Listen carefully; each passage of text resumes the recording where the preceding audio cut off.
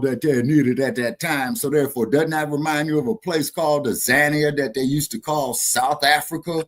Number one. Number two, of what was happening in the United States at that time. And then I also saw a definite correlation between that episode and the Black Panther Party at the time. Okay, where the Black Panther Party was saying they wanted to control their own economics within the Black community. Also, too, they wanted to have our people, when they go before court, to be tried by a jury of their peers, you see.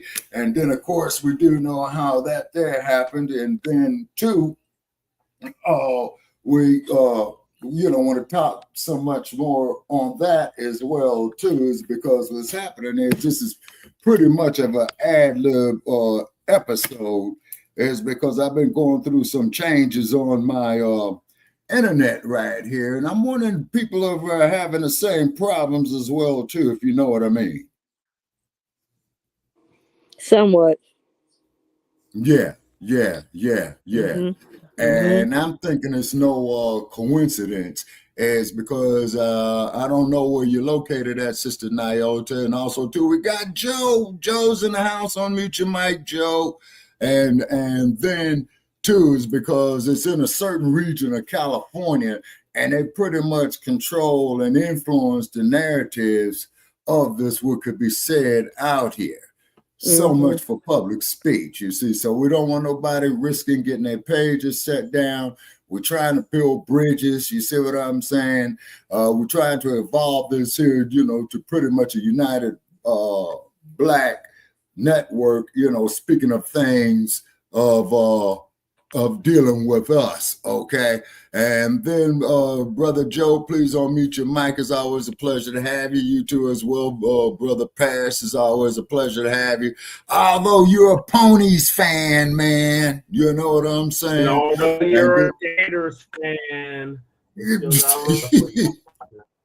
All right. Now, also, too, that Shabaka, we had mentioned. Not to cut you off, but they're saying Facebook is experiencing an outage that might affect problems going on when connected to StreamYard. Yeah, how convenient. You know what I'm saying? Why am I not surprised? You see, Sister Nyota, this is what we go through, is because, we speak the truth. Introduce myself, Shabaka. By all means. I'm just go ahead, by all means. AKA Chan Chroma, host of Frontline Black News, co-host of Shabaka's Black Experience Enhanced. Greetings, Sister Nyota. Welcome to the Shabaka's Black Experience Enhanced. Greetings, Black Lightning. Black power to you. Greetings, Black Joe. Black power to you, cuz. And greetings, Jermaine from Sweetport. Peace. Salute. Yes, sir, always. And then Lady also Chase in the background as well. Okay. Greetings to you, Lady Che. And then also too. Yeah. Hey, Joe. And then also, too, brother is saying right here that in Louisiana, which is a human rights violation, that this is unacceptable. Our people matter, you see. And on top of that, there, Sister Nyota, we're going to, let you talk a little bit, introduce yourself, ma'am, and welcome to our platform. And what do you think about all this?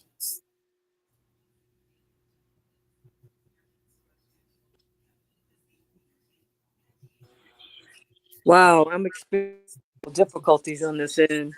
I'm in St. Louis. Okay. I launched several of the first hip hop sites ever. It was late 90s, early 2000s. That's what I'm for. And then also working in Ferguson, I was part of the. I worked closely with Darren Seals. We exposed, the money that was coming in, George Soros, everything they're talking about. We told them 10 years ago. Okay.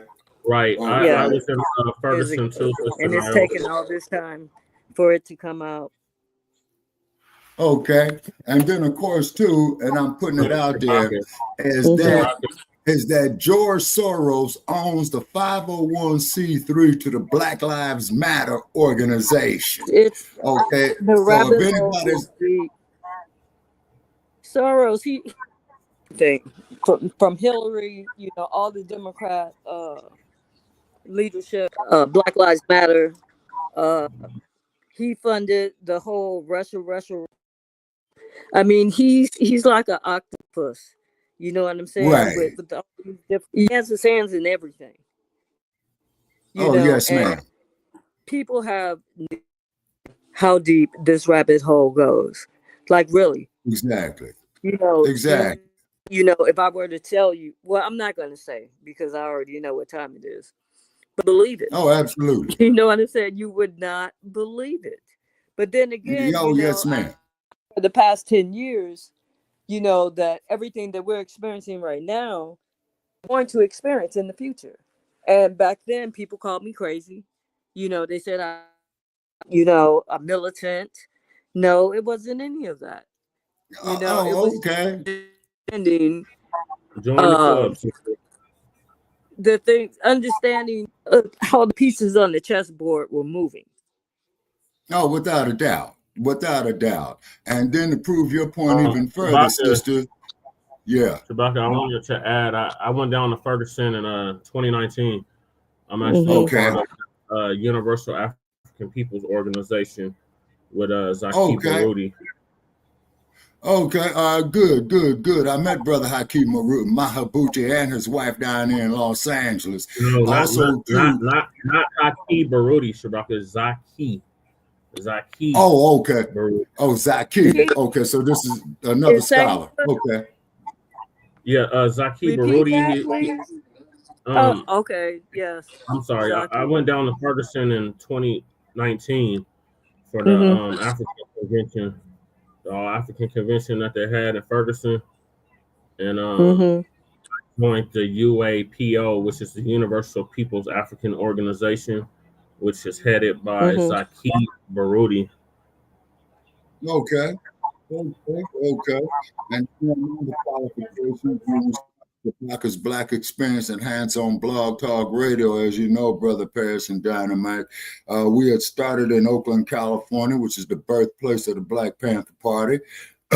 Our former producer who had transitioned on, the one and only Mad Dr. D, who was on me to keep the episodes on time, to keep it up in there. So therefore, hopefully he's looking down on us, seeing that we're doing the right thing. And I do remember going to the protest to arrest Darren Wilson, where we tried to shut down the 580 freeway. But then, of course, the state of California sent their race soldiers out there, and you know how that went. And then also, too, we want to give a shout out there to Kat Brooks, okay? Hopefully shout out to Kat Brooks. Yeah, and who I had met is because Kat Brooks had told them that if they didn't get rid of the San Francisco police chief by the name of Greg Sir, is that not only shut down the Bay Bridge, she would shut down the Bay Bridge and the Golden Gate Bridge. And as we all know, from that point, you shut down those two bridges, San Francisco starves. You see what I mean?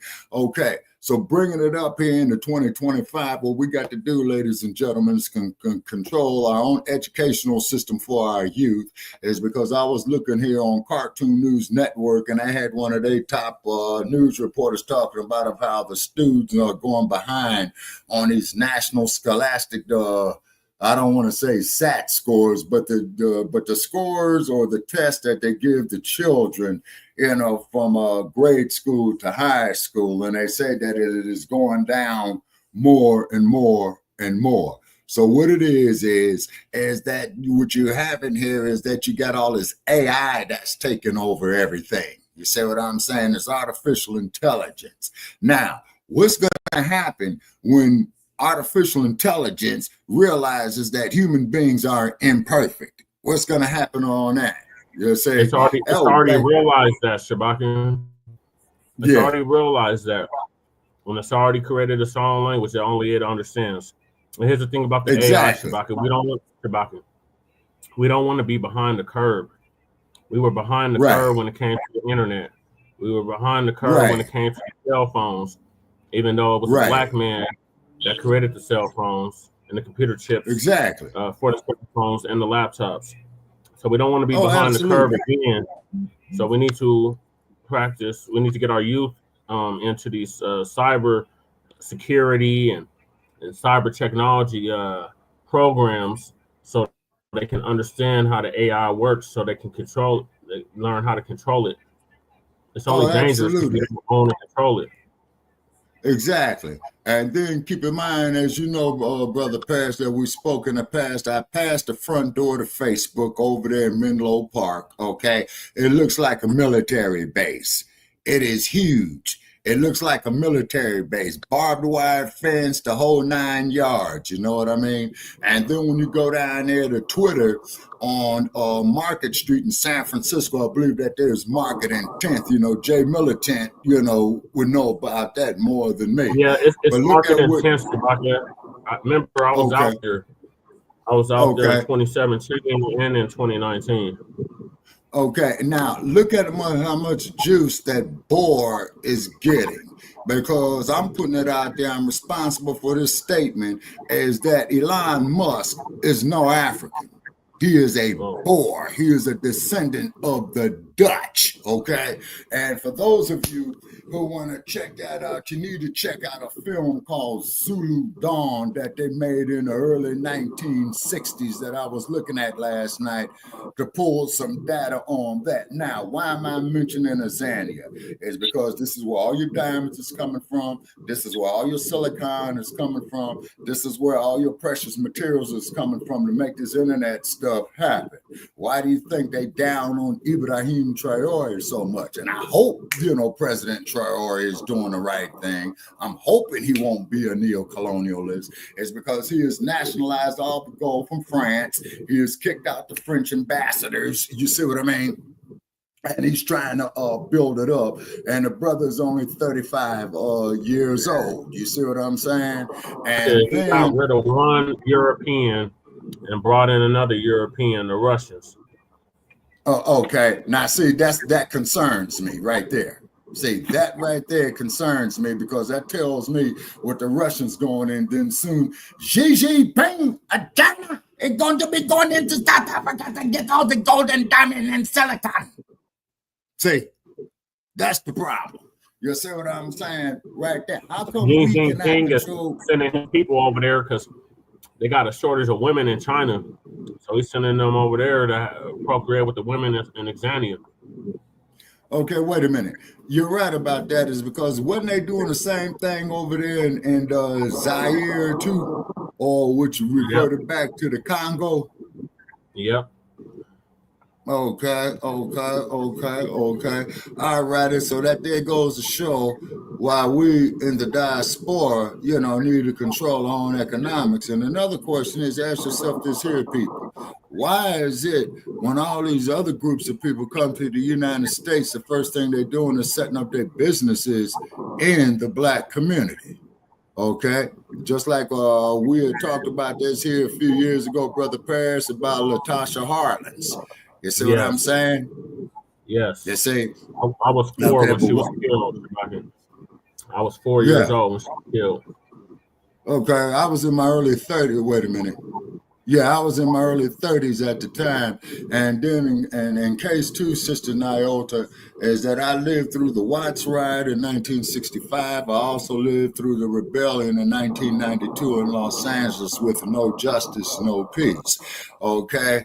And Brother Jermaine is putting up in here, you know, not changing the subject, but just bringing everyone up to speed. A recent audit busted the city of Louisiana, of Shreveport, for $1.6 million in IRS penalties, payroll fraud, and all kind of good stuff. And slavery still exists, according to Brother Jermaine down here, corruption. All right. And then also too, Sister Nyota, Brother Che and I, we did a story of how a lot of our people did not get news of them being freed in the South. What was that, Brother Che, to about 1964, I believe?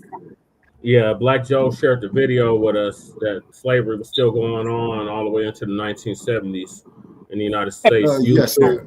YouTube took the video. Brother Jermaine, he can unmute and tell us about it anytime. Just everybody stay muted if they got nothing going on in the background. That's all. All right. Hello, everybody. Good evening. Yeah, hey. Hey. You got the floor. Okay. Hello. Okay. So what's going on here now is that a recent audit, as we've been talking about for the last few years with y'all, with you all, about the fraud and corruption going on, but they was just busted by the IRS for 1.6 million, nearly almost $2 million in IRS penalties. So that means them people ain't been paying their taxes as officials, and that's illegal and criminal. And also the payroll with the police department, they're saying also there's been discrepancy. They're saying the payroll ain't even adding up. So now we got payroll fraud, IRS penalties, and then not only that, and not only that, we have the situation where when people's, and I'm thinking saying allegedly, but the people police reports, what's going on with the investigations with the people's police reports? Yeah, right. It's terrible. Like Brother Malcolm has said over 60 years ago, is that the Black community has the highest rate of crime, and it has the highest amount of police, but it still has the highest rate of crime. So surely the cops must be in cahoots with the criminals. Yeah. And our good brother, he's in the incarceration capital of the nation, if not the world. Louisiana incarcerates more people than any other state or country for that matter. California.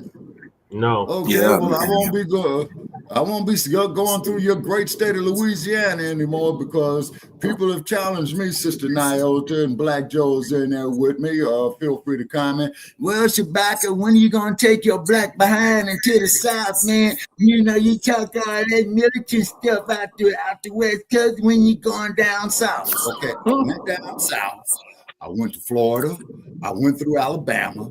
Okay. I was trying to go through New Orleans. Okay. But they had blocked it off because I think that they were still rebuilding after Katrina and what have you. Man, I was so glad to get up out of there. When that speed limit sign said 65 miles an hour, I gave them 64. I traveled through the great state of Alabama. Where my ancestors slaved through. Yep. I went through Louisiana, and then I went 110 miles through the great state of Texas, down there with Governor Rolaids. Yeah, New Orleans was still towed up when I was there in 2012. 20 years later, it's still messed up. Exactly, Jermaine. It was 20 years ago that Hurricane Katrina hit. Yeah, and they still rebuilding. Okay, but from what I understand about New Orleans, okay, and enlighten us on this here, Brother Jermaine. Okay, isn't New Orleans below sea level?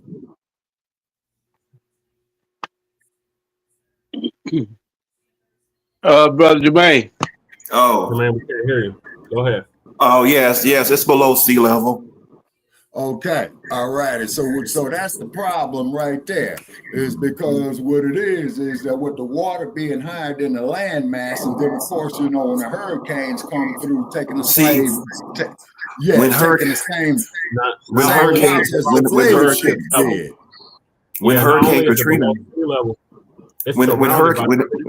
I'm sorry. Oh, go ahead. When Hurricane, it's surrounded by 3 bodies of water.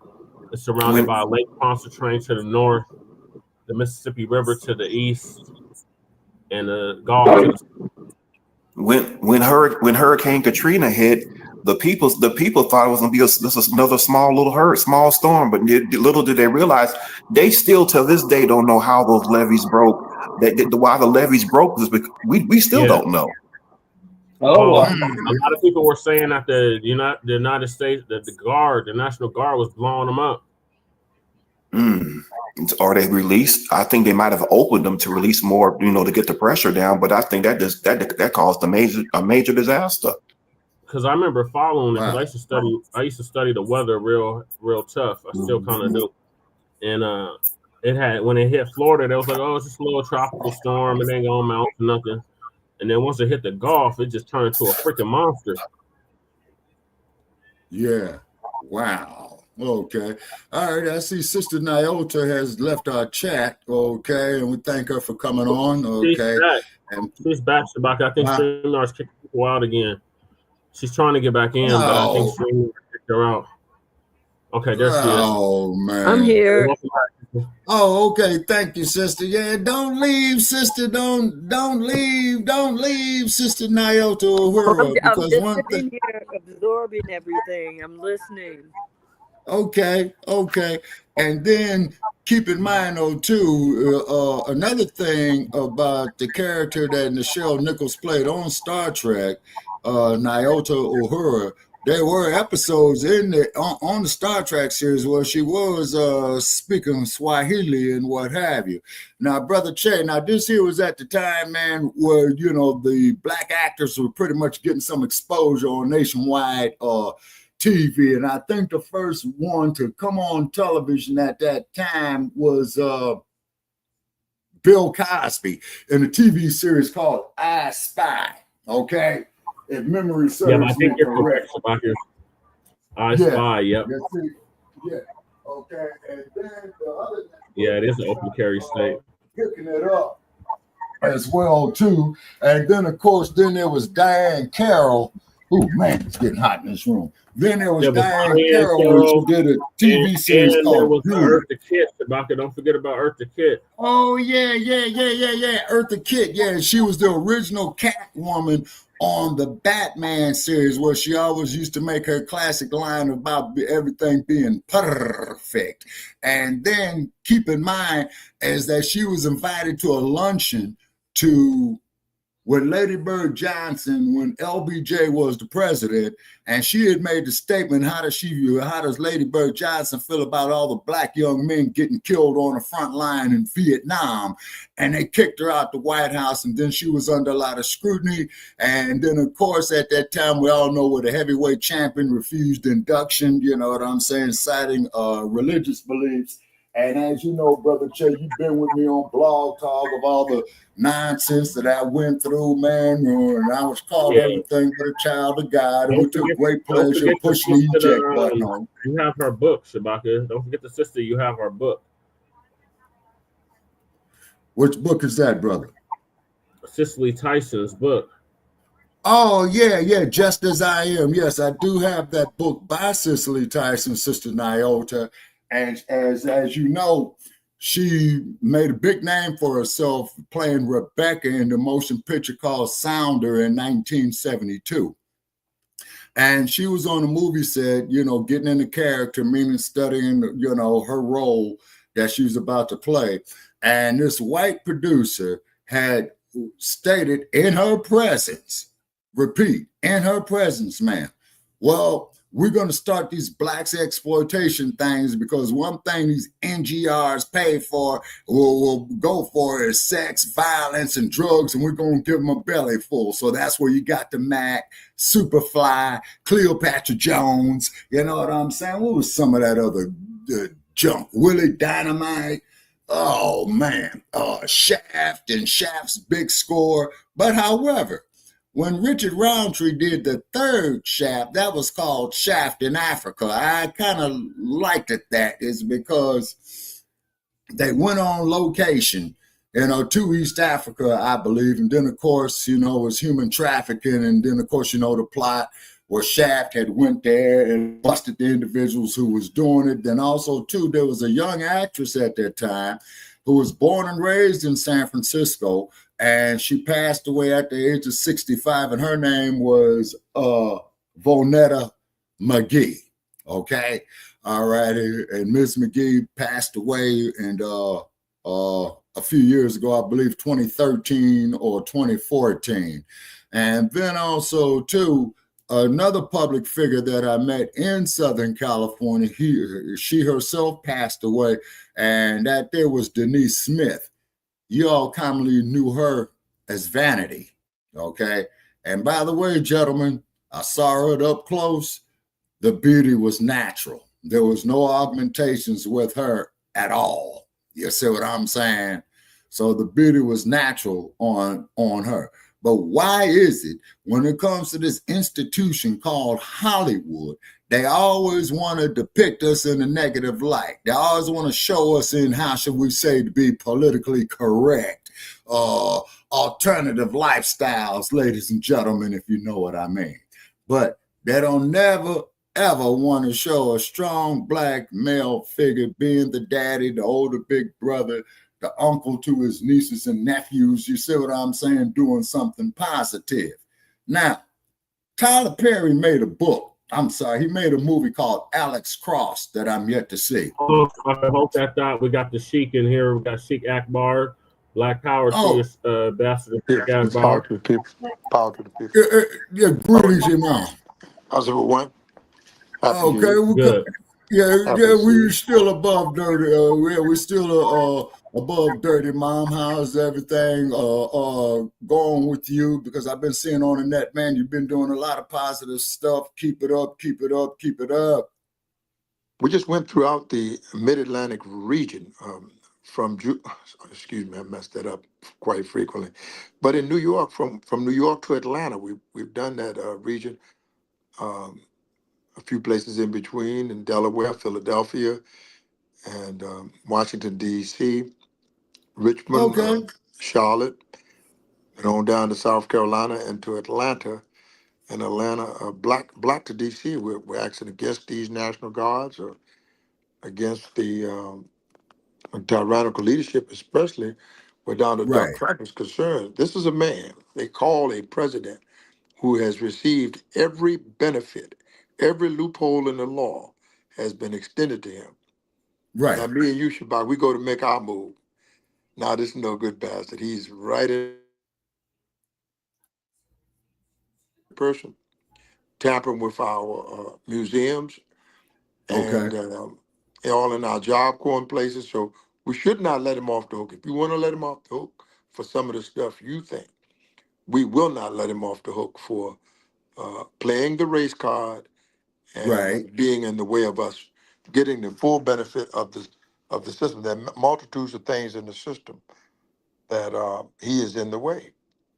Oh, yes, sir. Absolutely. All them geezers are gone, probably including me. All the geezers should be gone. There's enough youth energy, enough brilliant people to run this stuff. If we built absolutely. We didn't choose him to run this.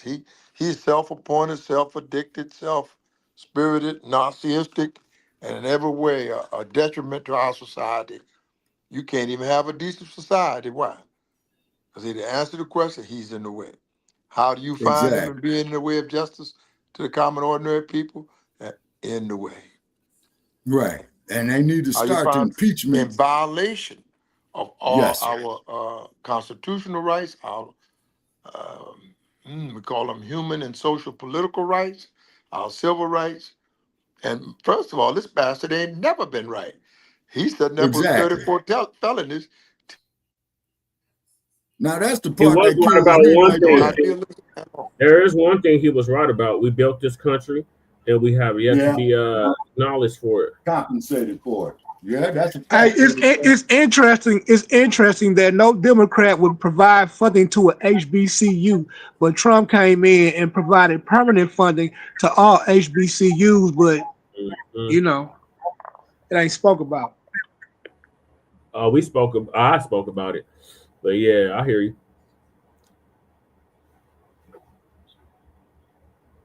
And I spoke about it as well. Is the narcissist coming to Chicago? Yeah, from what I understand, he's supposed to be hitting the Shy as well too. You see what I mean?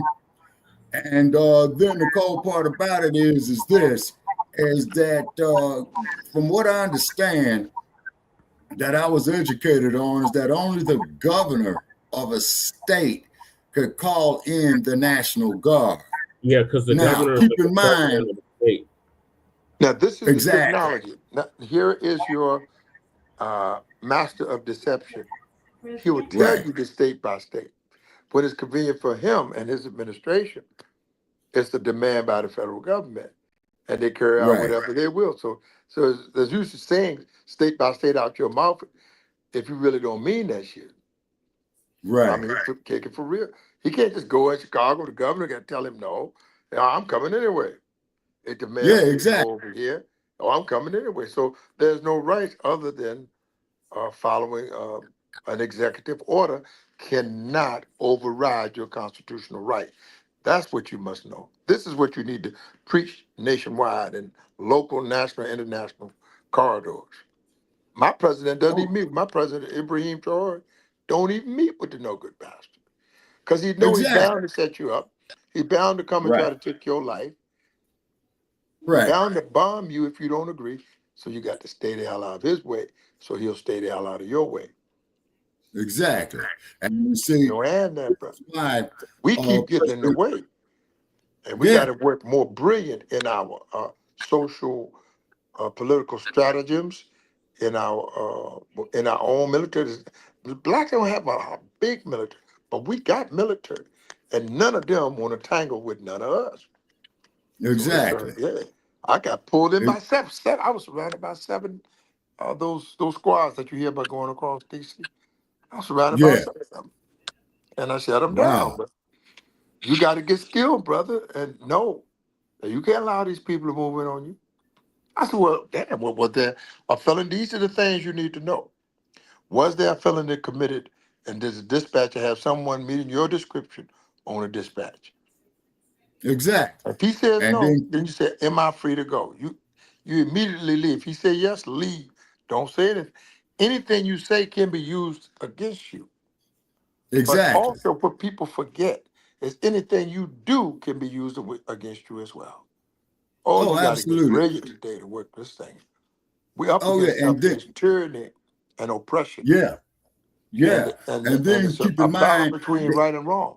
God says that right will win over wrong. You'll be a crash dummy to follow along with this guy. It's just a gimmick, brothers. It's not real.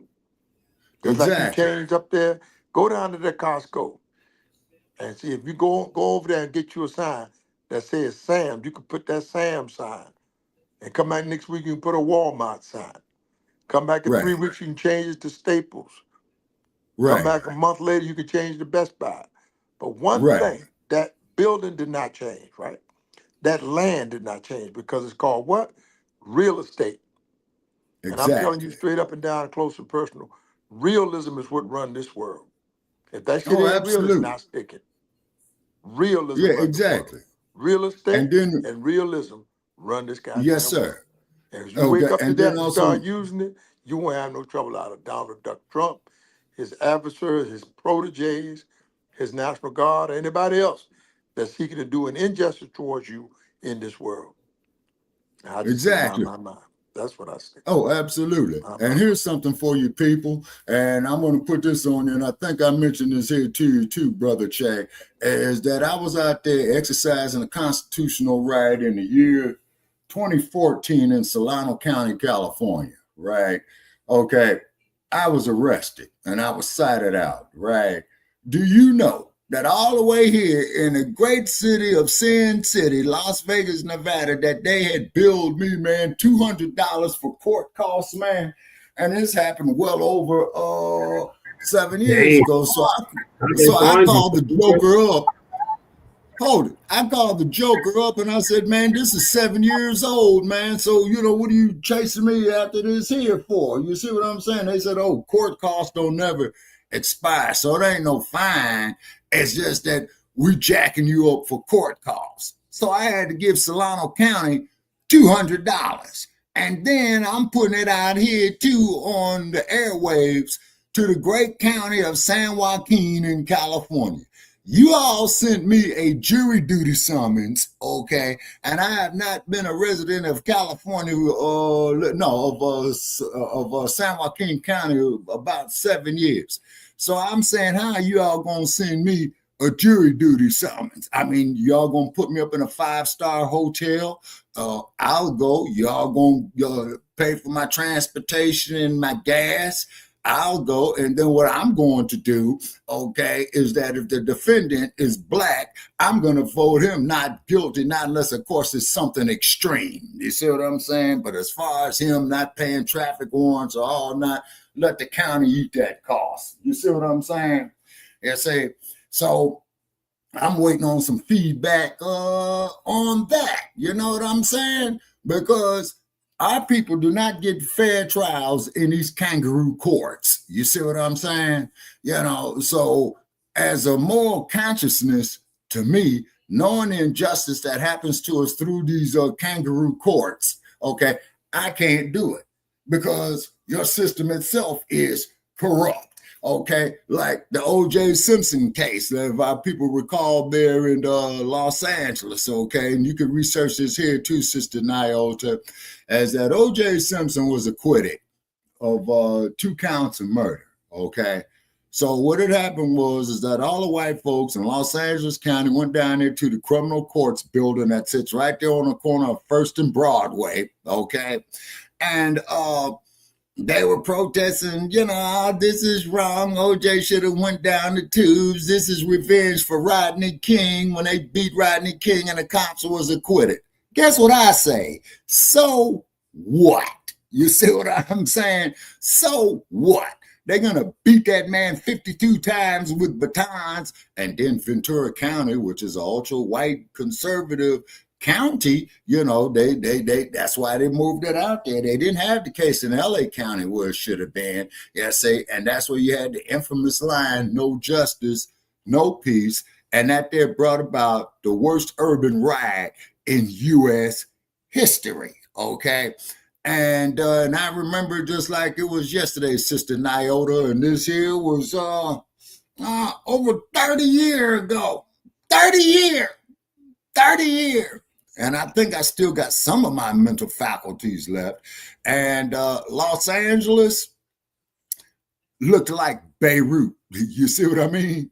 Okay, it looked like Beirut. So then the president at the time was Bush Sr. And Bush Sr. did come up there and do the right thing to the best of his ability, I think. And please correct me if I'm wrong, because I'm not a legal scholar. He says he wants these guys, Coon, Powell, Brasino, and Wynn tried in a federal court. Now, Coon went down, Powell went down, Timothy Wynn went down, but the other one was Ted Brasino. He was acquitted.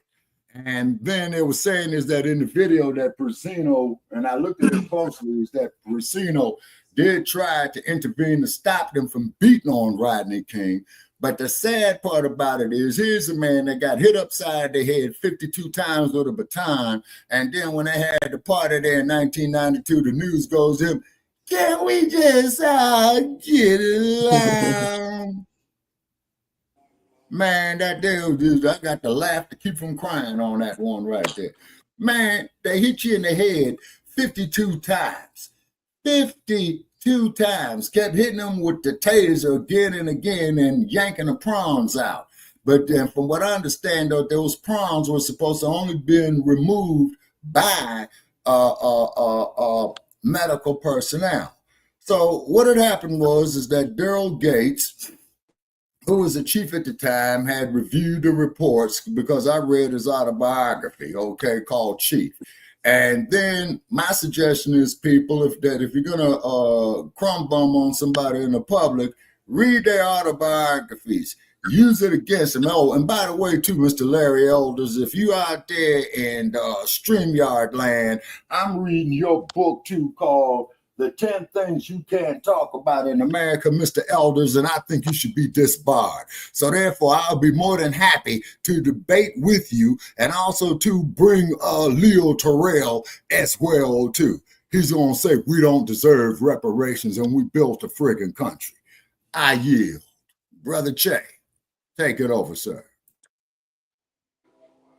We have to be prepared to go up against this beast judicially. There's a cracker by the name of Hampton Dillinger, and Trump said you're fired. He took his job. Hampton Dillinger is, I think, the nephew or first cousin of John Dillinger. I mean, these are all gangsters. But this Wait a minute, you talking about John Dillinger, the gangster they had over there on Alcatraz Island? Oh yeah, his nephew runs the whistleblower program for the United Snakes of America. He runs the whistleblower program, meaning if somebody's a snitcher and he gets high enough up around the government, then he has to protect these people. So Trump told me he was fired. He said, "Whoa, your horses right here." He said, "I'm a graduate out of Princeton. Got my law degree from Princeton. and I'm gonna toe your ass. And Mm-hmm. Hampton Dillon just smoked him and took his job back. So I'm explaining to black people, you have to learn how things operate judicially. If you want to operate in socialism and government across America, you have to know the judicial system. My attorney is Dr. and Attorney Malik Zulu Shabazz, Yeah, and I'm we have made familiar an with him. impression. We have whipped Giuliani several times in his courtroom in Brooklyn and Harlem. Um, and Giuliani is the man that makes loopholes for Donald the Duck Trump, along with Right, Anthony Cohen and the rest of that staff that they had at one point. But right. nevertheless, the modern day circle is.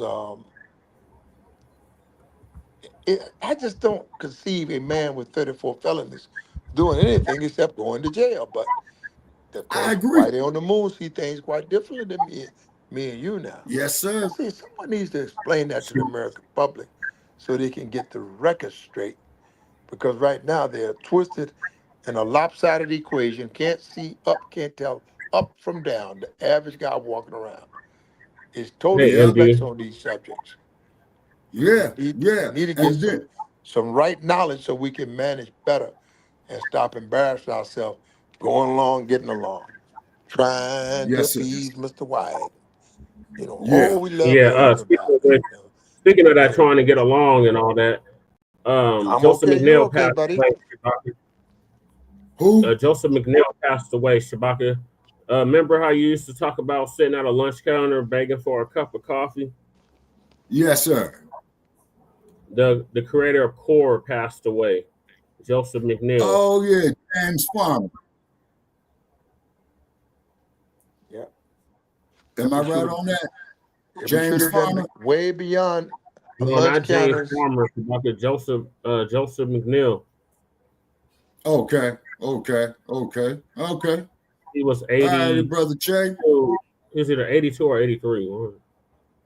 Okay. Okay. He lived a full life and definitely appreciate the brother for his work right there. And then also, too, Sister Nyota, I want to get your feedback on this, man. And we got the Okay. MD in the building too, Shabaka.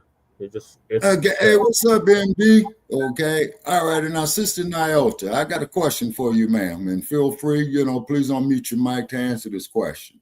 Okay. Why would we want to go sit at their lunch counter, knowing that they hate us, begging for a cup of coffee? And wouldn't you think, that they would do all kind of things to the food, you know what I'm saying, but they don't like you right there and they throwing dishwater on you, food on you, things of that nature right there. Would you trust such an individual there to prepare a meal for you, ma'am? No, and I feel like, they were fighting for the wrong and to, sit at a white man's lunch counter instead of black empowerment on, building things like that. It's so Absolutely. frustrating And about the glad you. whole And thing. that's pretty much been the We had our blueprint, own. for the movement. It's to whiteness instead of black empowerment, and that's the Right. problem. Oh, And we Exactly. hello, had our own hello. restaurants. We had our own everything. Why you got to sit out at lunch? They Why you got to they sit they at their threw lunch? coffee on them. They beat them. They did all that to them at Yeah. the lunch counters. Yeah. Oh, yeah. You gotta Oh, go yeah. and get hosed, you know what I'm saying? Trying to Right. go to frequent white establishments. Think of Right. how many black Exactly. establishments has to get there. Hmm. Exactly.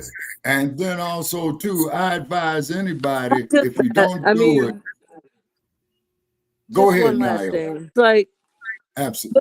look at us today.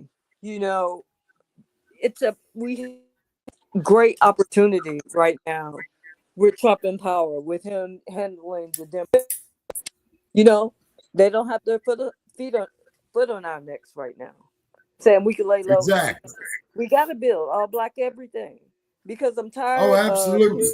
complain about how they're treated in white spaces. Well, you know what I'm saying? Nobody wants to build from the bottom.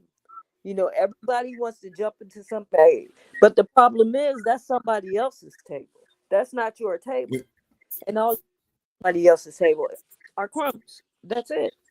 Right. We need to do like y'all remember that show Charlie Brown? I remember the cartoon Charlie Brown. They had the character. Yeah, I remember Charlie Brown. Yeah. Franklin set up his own table and had all the black people at the table. We need our own guy. Yeah. And then also too, you went on mute, Brother Che, by an accident. Okay. Yeah, but what it is, we need our own table, Shabaka. We need our own table. Absolutely. We need to stop trying to get a seat at their table. We need our own table. Exactly. We need our own everything. Schools. Yeah, we do. Schools, everything. Well, we had it. That's the thing. We had our own everything. We did. We had our own everything. They say, they say in Atlanta, Georgia, it's all black, but they don't. I hate to say this, but I don't want to say it. But they say it's all black, but I can't tell anymore. It used to be an all black city. It still is, but I don't know. They gentrifying all the black cities. All the black cities are being gentrified, and gentrification is just Atlanta has a lot of black people. I'm from Georgia. A lot of black people, but they're not in control. Like the city of Buffalo was about to, you know what I'm saying? Because they're just like, we're not down with all this. That's exactly. What's her name? What happened with Sister Nyota? Okay, Sister Nyota. Okay, man, please try to reconnect. Lady Che has something to add. Go ahead, Lady Che. I'm gonna bring Sister back on. I think that what we need to stop asking them and just take it, or push ours over theirs. Push them out the way. The thing is, they've been in power and been controlled. They've been able to keep us. We're paying into our own banana neglect. We're paying into our own demise. We're paying into our own death and our own black plight. And we're still in a black Holocaust. We're still paying the black tax. And now we're at a good time, like the sister said, where nobody's really looking at us right now. We have perfect time to build amongst ourselves, those that are wanting to and those that don't want to. We kick them to the side and we build with the small few that we can in each state until we're ready to, make our mass move. They're not going to give us anything unless we demand it and take it. We got to, instead of asking for our table, we just need to put our table right on top of theirs, make it so uncomfortable. They don't even want to be in the same damn room with us. That's how we need to do. Because that's how if we're uncomfortable, they got to be extra uncomfortable. If we're unhappy, they need to be extra unhappy. We need to start taking things and just doing it, because we asked them politely, asked them in any way. We cried, we begged, we did all this for nothing, basically. And now we're the last generation to really pull it all together for the next generation that's not even studying the work that we're doing. They're kind of just messing around with the new generation. Right. So I think that we should just start building ourselves politically. We don't need a lot of people. We just need some educated, smart individuals that are already doing it. Like, for example, like we're in our state, me and Jesse. In another state, you see what I'm saying? Just little by little. We don't need a whole bunch of people. We just need a strong mindset, like Dr. Sister Nonsense, right? Like Dr. Khalid Muhammad, he was a strong mind. Yes, he was, but you see, he didn't get the support he needed. Malcolm X, he was strong. He didn't get the support he needed. Right. Then we just need to figure that we're not going to get it, and we need to build it. You see what I'm saying? Exactly. We can't ask for that. Nobody do it, because everybody's going to have something to say and want to change the narrative and the format because it don't suit them, but they're not going to get on board to help us. Everybody got an opinion, but nobody wants to put in the effort. Well, we're putting in the effort. We just need to take it instead of being. Yeah, and I put in a whole lot of effort. We'll put about now. I put in a whole lot of effort myself. Now we're talking legislatively, and now we're talking about making moves in all three levels, or all three branches of legislature. Does that say right? Legislature? Yeah. Yeah, legislature. Yeah, which is like the congressional body at the state levels, They're like intelligent, demanding black folks, so we need to make them make them so upset that they have no choice but to listen. Yeah, exactly. But see, but we got to flex that economical muscle. And then if you've never been to the Black Wall Street, please try to make it at least once in your lifetime. Somebody got background noise. Is that you, Shabaka? No, I'm here in the room sealed up, so I can't hear the idiot box. Okay, but what it is that we got to control our own economics from beginning to the end. We got to control our own agriculture, okay? And then also, too, I am going to reach out to Dr. Christina Parks again, okay, where she can give us some feedback with her expert technology on it and about what these GMOs are doing to the procreation organs of the Black woman. Now, there was a guy by the name of Dr. Ken Adams, okay? And I think you and I had mentioned this here, Brother Che, a while back, a few years ago, where he had stated that these GMOs of these agricultural products are targeting the procreations of the Black woman. Just like the sister where they took her ovaries and they had was doing research on that. Yeah, you talking about Henrietta Lacks.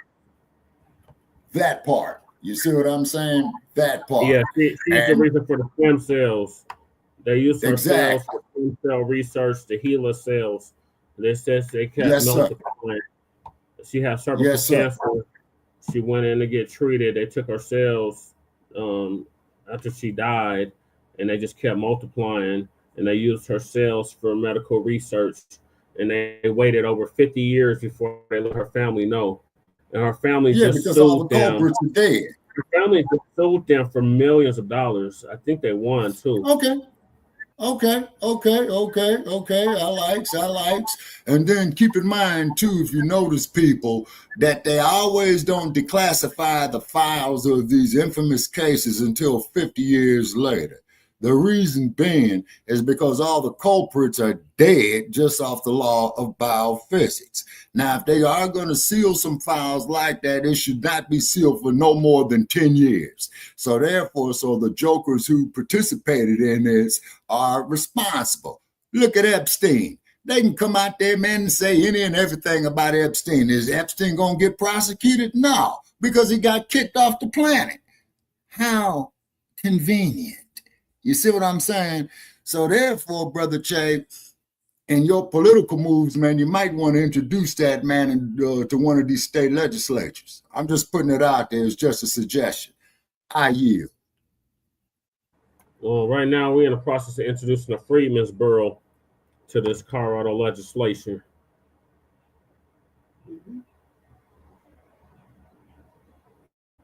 But yeah, following that, Lady Chase. Okay. All righty. And then on top of that there as well, too, as that every state needs to be sued for reparations as well, too, California included. Now, and I'm talking to you, Gruesome Newsom, okay? You belong in jail. Taft, California, 1972 in Kern County. Okay, they ran out the Black citizenry there. They literally ran them out of town, just like they did with Rosewood. You see what I'm saying? The same thing with like what they did with the Black Wall Street. And then for those the same thing they did with Allentown. Yeah. And then if you ever have an opportunity, Black family, go visit Tulsa, Oklahoma. I did. Okay, I did. And you can still feel that tension in the air. And there was a gentleman who owns a store down there called 1921. And I'd asked him the history of the place. And he says he will let his son tell me. Very intelligent young man, very mannerable young man, and he broke it down, and the only thing I did is that I just shook my head. And then they had the plaques of the original stores in front of the locations that are up there now, in front of the businesses that are up there, and they said at this location 1921 such and such groceries existed, such and such a real estate office had existed, and I saw the slave name of my people down there, and I checked with loved ones in our family, and they said that it's a distinctive possibility that it's not us, but at the same token, we did not rule out the possibility that it could have been us. And then, as Brother Chan and I, we did a story a few months back, y'all, as that the Oklahoma State Supreme Court had voted against the survivors of the Black Wall Street from getting reparations. So what they're doing is that they're waiting for the last couple of survivors to transition, is because they're well into their hundreds now, right? And then they're going to sit up there and mark my words, okay? Oh, well, nobody's left alive from that now, who's there, so it doesn't make any sense, Now, to you other groups out there, we don't hate you, okay? But we are going to bring you face to face to your hypocrisy. Well, what about black on black crime? What about it? Okay, it's engineered from outside sources. This is why when we had the Great Migration going up there to Detroit, going to Chicago, Cleveland, Milwaukee, and what have you, okay, brothers were like cement carpenters, what do they call those? Masonry workers with the concrete, carpenters with the wood, but the technology is that you had to be a member of the union to get the job. So what did the union say? Well, we don't hire your people here. We don't allow colored here. We don't allow black folk here. And we supposed to sit up there, scratch our ass when it don't itch, grin when nothing is funny, and say, but you still got to make a living for yourself. So what was the only thing left for us to do, ladies and gentlemen? Our men folk had to go off into the rackets. So then what happened with our men folks going off into the rackets? Now they're going in and out of jail. Then here comes along the welfare system of the 1960s, where you got to kick the black male out of the home. You see what I'm saying? Like if you saw the motion picture called Claudine or in the mid-70s, it dealt just with that. The woman cannot have the children's father in the house, you see. So what happens to a brother's mental state when he gets demoralized like this? He turns to drugs. He turns to the rackets. He turns to alcohol. You see what I mean? Okay. So then he starts going through all these procedures that are designed to lock him up to get that free wealth in the prison system. You go by Folsom Prison up there in California, y'all, they got a great big sign up there that says Prison Industrial Complex, right? Okay. And who's the main buyers of these products? Nakia Furniture, Walmart. So, and Brother Che will tell you, and as you know, Sheikah Mom, and as you know, Black Ophir, we've had individuals come on there when we was on Blog Talk, calling me everything but a child of God, and we'll just push the eject button on them. You know what I'm saying? We'll just push the eject button on them. Okay, it's because with me being 60 plus, I can't do it no more. You know what I'm saying? It's taking its toll on me. You know what I'm saying? And I yield. Take over for a minute, Brother Chet. All right, so we having an open mic discussion. So whatever y'all want to talk about, have at it.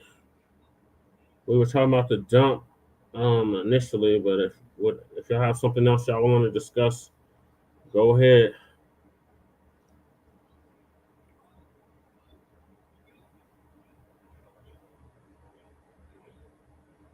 Okay, I guess we're sticking with the dump then. So okay, yeah. So feel free to unmute your mics and start talking, folks. Okay, and someone just left our studio, and yeah, and it's very, very convenient of how we're having all these problems right now. Boy, I tell you, man. Let me start with one thing about the dump. Now, you know, he's not a friend of mine, and he's not an enemy of mine. But I am going to say this: I prefer to have an honest enemy than a fake friend in office. I promise you. Right. Oh, for real. Second, our kids left behind in STEM and all that other stuff because back when the GWAT first started off, when 9/11 happened, we ended up with Common Core math and No Child Left Behind. It did not matter what your child's grades were or what knowledge they accumulated. They weren't held back. They were pushed out, which led to the DEI thing under the Biden administration because they weren't smart enough to hold their jobs. That's an issue. You mean to tell me you want a nurse? And this is what I don't get about my people, though. I got to hold them accountable, man. You mean to tell me because she your color, forget where she from, because she your color, you want her as a nurse, but she has no skills in what's wrong with you. Okay, all right. Y'all keep playing with that. Y'all keep playing and running with y'all emotions and feelings. It's going to come back and bite you in the tail. If you're running with your emotions and feelings, that is called willful ignorance. And being willfully ignorant is going to always come back to bite you in your next generation. Okay. All right. Makes sense. You know, one thing about Brother Joe right here, he drops knowledge. You know what I'm saying?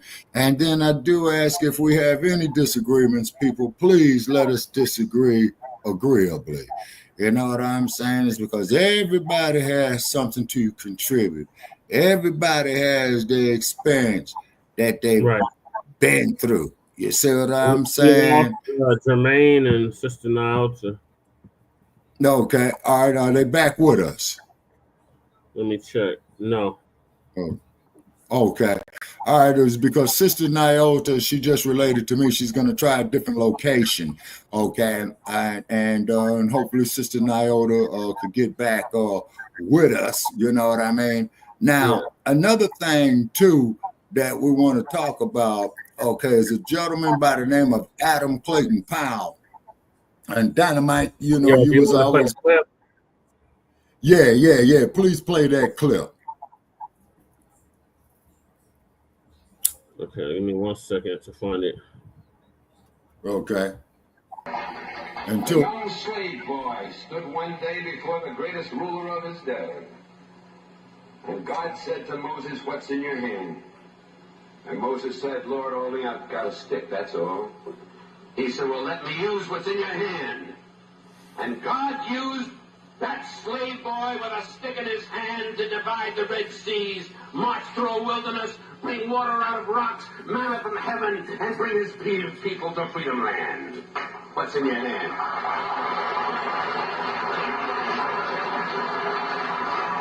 What's in your hand?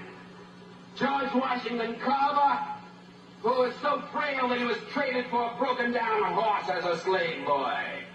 And George Washington Carver, sitting in the science laboratory at Tuskegee, told me, he said, "Dr. Powell," he said, "I just go out in the fields each morning at 5 o'clock, and I let God guide me.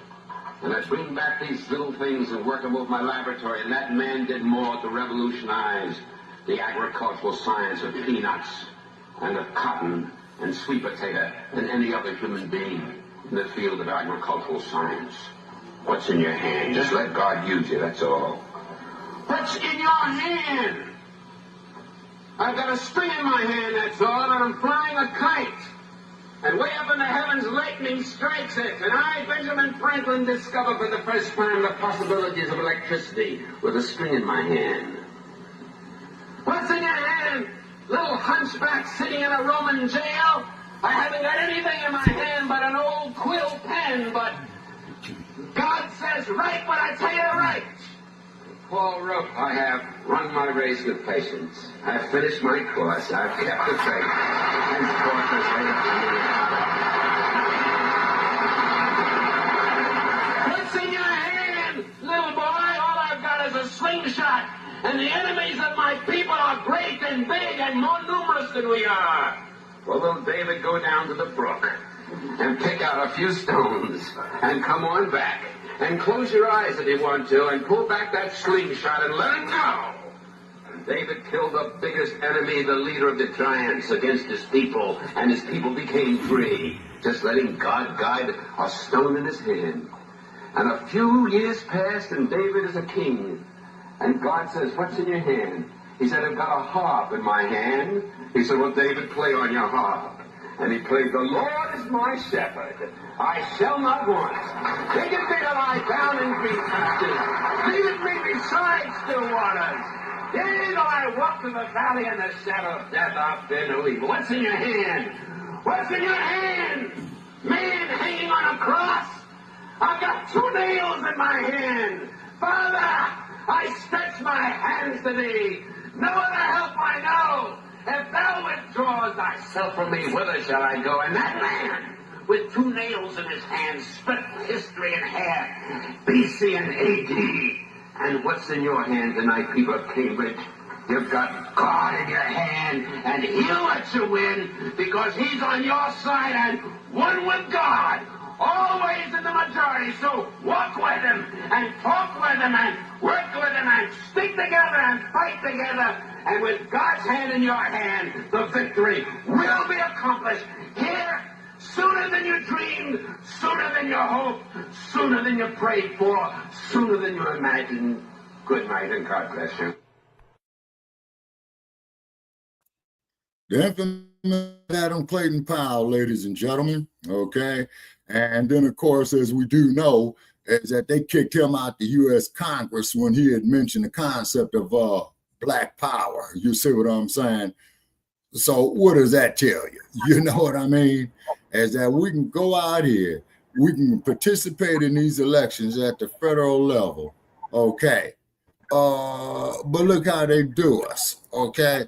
And then, of course, to Congresswoman Maxine Waters.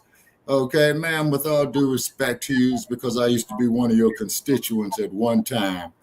You ran your race, sister. You did as best as you can. And I think, ma'am, you need to go on and enjoy the rest of your days. Nothing personal against you, okay? You fought a gallant fight considering what you was up against, okay? And I didn't like the way they treated her there in Los Angeles, you know, when they're going to slam the door in her face when she wanted to examine what was going on down there in L.A. Now, for those who trying to examine what was going on in an ICE facility. When the last time she tried to examine what was going on in Folsom? When the last time she tried to examine what was going down in Pelican Bay? When the last time she tried to examine what was going down in Soledad? Cape on. I remember her and John Lewis was caping for the illegals in his during Trump's first term. Talking about don't put the kids in cages. They had no problem putting our kids in cages. Well, that's true too, and I believe Sister Bianca a while back, a few years ago, where she had made the statement that that number that you have on your lunch card is the same number they use to book into number becomes your DLC number. Yeah, Department of Corrections. Okay, all righty. Okay. All righty. So therefore, too, ladies and gentlemen, over the years, you know, we appreciate those that contributed to our platforms.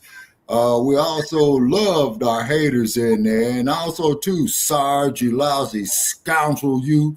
If you out there, man, I'm just putting it out there on the airwaves, man, you gave me a bogus email address. You know what I'm saying? And then you talking about that you was the state police in the state of Illinois, one of the most corrupt jurisdictions going, and you ain't took no bribe money, you lousy scoundrel. Yeah, so I'm calling you outside, wherever you may be. Okay? We on StreamYard by the same name, you know what I'm saying? And when we was with Blog Talk, you bring in Joe Gibson, your homie and all that, and we would rain all upside your dome intellectually. You see what I mean? But one thing though, Sarge, you cannot tell me while you was a law enforcement in the great state of Illinois that you did not take any bribe money. You're going to have to convince me far and wide of how you didn't. So therefore, Sarge, I'm putting that there out there to you, you lousy scoundrel, you bogus. OG. Yes, OG, this Joe. Hey, once again, I have to say it. I stand on it. Sarge will always be a useful idiot.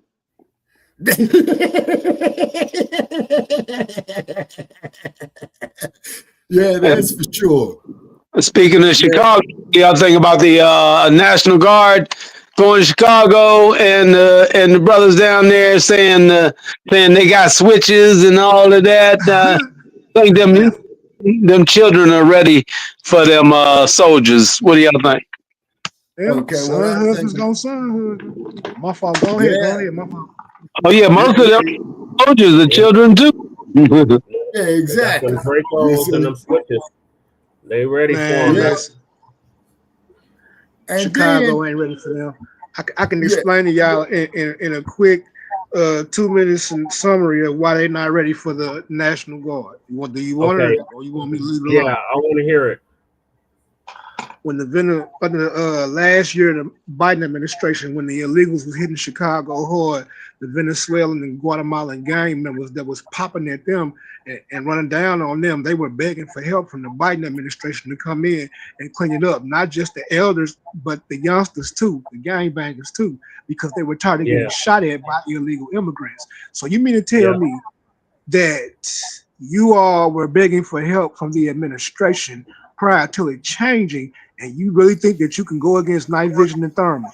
I'm just gonna sit back and watch popcorn. You better make your son husband stay in the house. You know what's good for him. yeah, Plus, almost everyone who made a video threatening the National Guard has already been visited by the federal, by Homeland Security. So that's that part. they let that yeah. boy out. They let that white boy off that threw the sandwich at them. I heard he was facing 10 years. Yeah, they let him off. Wow. They dropped all the charges. Okay. Well, but all right, he threw a sandwich though. He didn't say he was gonna switch a National Guard officer down. He ain't threatening Yeah, the president. Oh Yeah, yeah, so he had white privilege on throwing that sandwich. He knew it. That's why he did it. yeah. Guys, they got switch. Hey, We got to a get him. Negro could have threw that sandwich and probably had the same effects. If that white boy would have said what these Negroes are saying about they switches, and you can go online and see them holding guns and this and that right, and this and that, They it's a posted up in different front of the effect. It police hit station. different. Let me show y'all this video. They posted up in front of the police station with the switches. Let me see. I had it on Instagram. Pull this stuff out. Hold on, give me 1 second. I'm talking about they pulled up in front of police headquarters. Not only that, the very ones talking about it be the ones getting their stuff confiscated. You was breaking up, Jesse. You was breaking up. I couldn't make out none of that. I yeah, said you was. they pulled up in the Chicago police station with their radios and switches. There's a whole video on Instagram. The player. Uh-oh. Okay, brother Che, you're fading in and out. It's probably my connection. I said I was gonna play this video of the YNs in Chicago pulling up to the police station with their switches and Dracos. Wow. All right. Yeah. Let's see the video.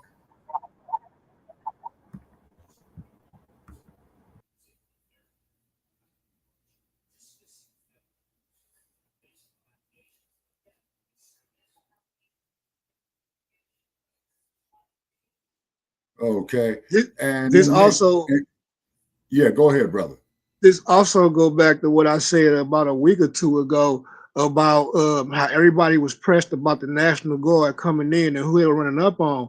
But these are the same people who can't police and control their households. Like, if they could, their children would at least be smart enough not to make these videos, at the minimum. Yeah, because anytime you make a video out there, you do know it can be used against you in one of these kangaroo courts of law, right? Man, and threatening federal officers. So the scenario is this is how I really see it playing out. You're gonna have probably one person, two people try that. They're gonna get the flow mob with them, and then you're gonna have people wanting to march and protest against. See, nobody wants these people reprimanded. They just want these people to be demons in the neighborhood. But my philosophy, I keep on teaching my tribe is, I'm glad I'm in the stand your ground state. Keep that over there, man. You come over here with it. Yeah, Zimbabwe drill. Oh, yeah. Well, and I'm researching my gun rights here in Nevada too, Joe. You know what I'm saying? Okay.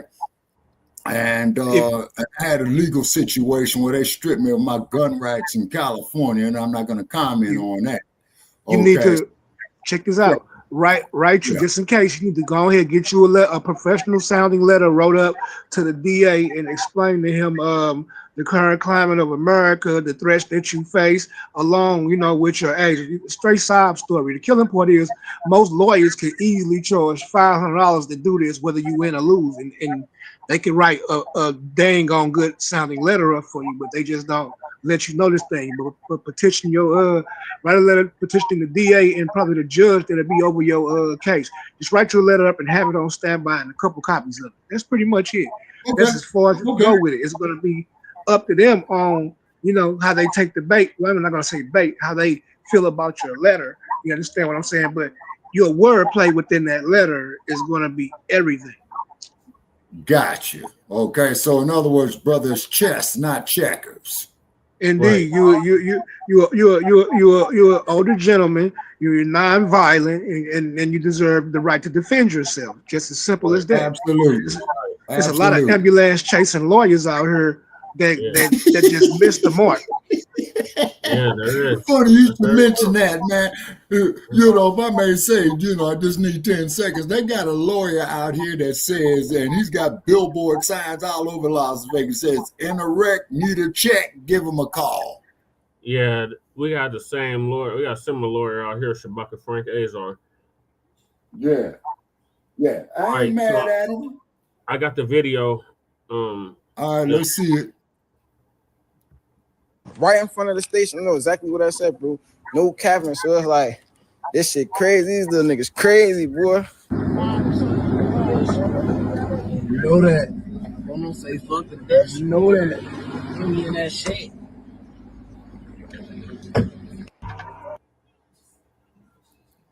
Could you put that there up on the main screen, Brother Che? Yeah, that's as big as it gets, Shabaka. Let me see. See the difference between police dealing with that and National Guard dealing with that is they will hear a voice saying, "Put the gun down," and then they will feel the shots if they don't comply. Funny you should say that, man, because there was a case in Aurora, Brother Che, and I meant to ask you that. Well, I saw a video where this brother was unarmed and the race soldier put like. I told you about it. I did a whole show on it. His name was Ray John Stubberfield. I know his brother.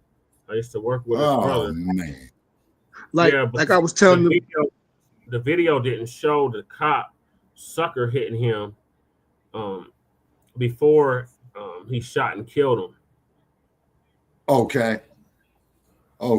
So he sucker punched the brother. So the brother was going to defend himself. So then the police officer put 3 9mm bullets. So they got behind the brother in traffic. They didn't let the brother know that he was being pursued. The brother hopped out the car after he hit 2 cars. It was in the middle of rush hour traffic. The brother hopped out the car, and the officer went to try to apprehend him. They claimed that the brother had a gun. They said the brother threw a gun in the bushes or something. And he kept telling the people to get the shit that was in the area. Go get my shit. Like that scene from Tales from the Hood, Shabaka. They said, I got the shit. Yeah. He said, go get the shit. Oh, yeah. This shit. Did they do? The officer had his gun drawn the whole freaking time. He approached the brother. The brother squared up on him. The officer, when the brother turned his back, the officer hit him in the back of the head, and then the brother proceeded to fight with him, and then the officer ended up killing him, shooting and killing him. Oh, qualified immunity, right there. Qualified immunity. Here's the thing, though, Black Joe. Qualified immunity is supposed to be ended in the state of Colorado. To get help for themselves. So if you're in DC or Virginia, you have two options: get a prescription or read the news. Welcome back, receive the see. code with that one. By the way, if you live in Maryland, Put your alarm, Brother Pete, or turn TV off. Oh, that's Brother Yeah. My bad. Hey, Brother Pete, how you doing? I'm doing okay. Is Walsh the governor of Colorado, or is that Seattle? It's who? Tim Walsh. Yeah, no, Tim Walsh. I think he's the governor of Washington, I think. No. He's the governor of Minnesota. Gotcha. Oh, okay. Okay. No, our governor is Chaos Polis. He married to a whole nother white man. Oh man, God, man, that's bad. Woo, that is bad. Okay, I gotta go sit at the lunch counter and beg for a cup of coffee. I'm putting myself on mute. Fortunately, I own the lunch counter. There's more. He's a billionaire too. A billionaire. Why am I not surprised? Good Lord. Okay, I'm going to sit at my lunch counter and beg for a cup of coffee. Please take over. I'll be back in less than 5 minutes. He's termed out next year, so there's a slew of Democrats that's running for his spot, like Michael Bennett in it, and Bill Weiser.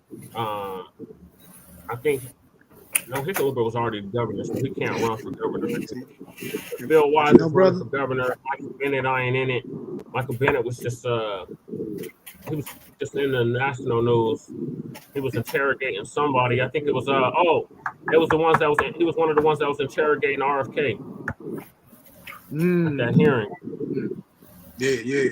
You know, my only suggestion there to every nigger that can hear my voice is that regardless of your feelings, you need to vote for gun rights. If you vote for gun rights, you have the minimum right to defend yourself. I ain't saying go against the state, but I am saying when you got the Proud Boys marching down your street and you got the right to stand your ground, you can stand in front of your yard with your AR-15 across your chest.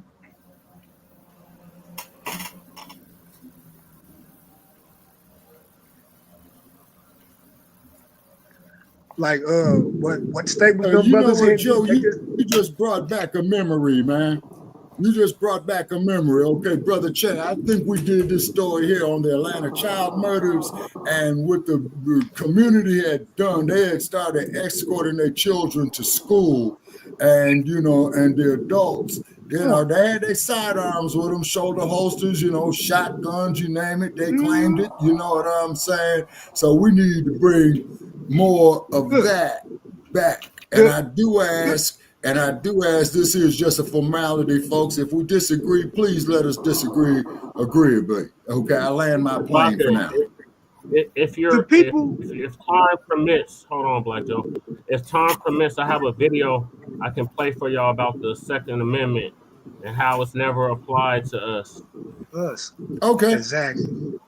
The people, if you watch how the people in Jerusalem move around heavily on a daily basis with their family and children, and pretty much the only how do you say kinetic damage they take is from their alleged enemy is interesting. You see, like I go back to when I was young, when I was running the streets with my homeboys. Anybody that we knew that was armed and carried a gun, no one thought about robbing them. No one thought about robbing the man with drugs. Exactly. So exactly. Yes, sir. Do it just like out here in the Wild West. You know what I'm saying? It was always a common line if you ever saw the movie called The Outlaw Josie Wells. Well, this town ain't big that's what we named. Stake who named this lady named Josie. He named her Josie Wells after that same movie. But and the classic scene that I love is where the bounty hunter comes in and says, "I'm looking for Josie Wells." Yeah. And Clint Eastwood said, "That'll be me." Yep. And he says, "Well, Josie, they got a bounty on you." And what did Josie Wells tell him? "Well, dying ain't much of a living, boy.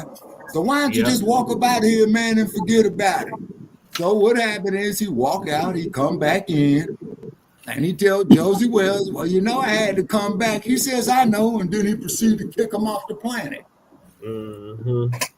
There's All no right, so fool like a it's dang 41 fool. minutes, so it's probably going to take up the rest of the time, but it's about the Second Amendment and how it has not All right, applied. let's hear it. All right, let's hear it. Now.org. I'm Amy Goodman. As gun violence soars in the United States, we spend the rest of the hour looking at the Second Amendment and its racist roots.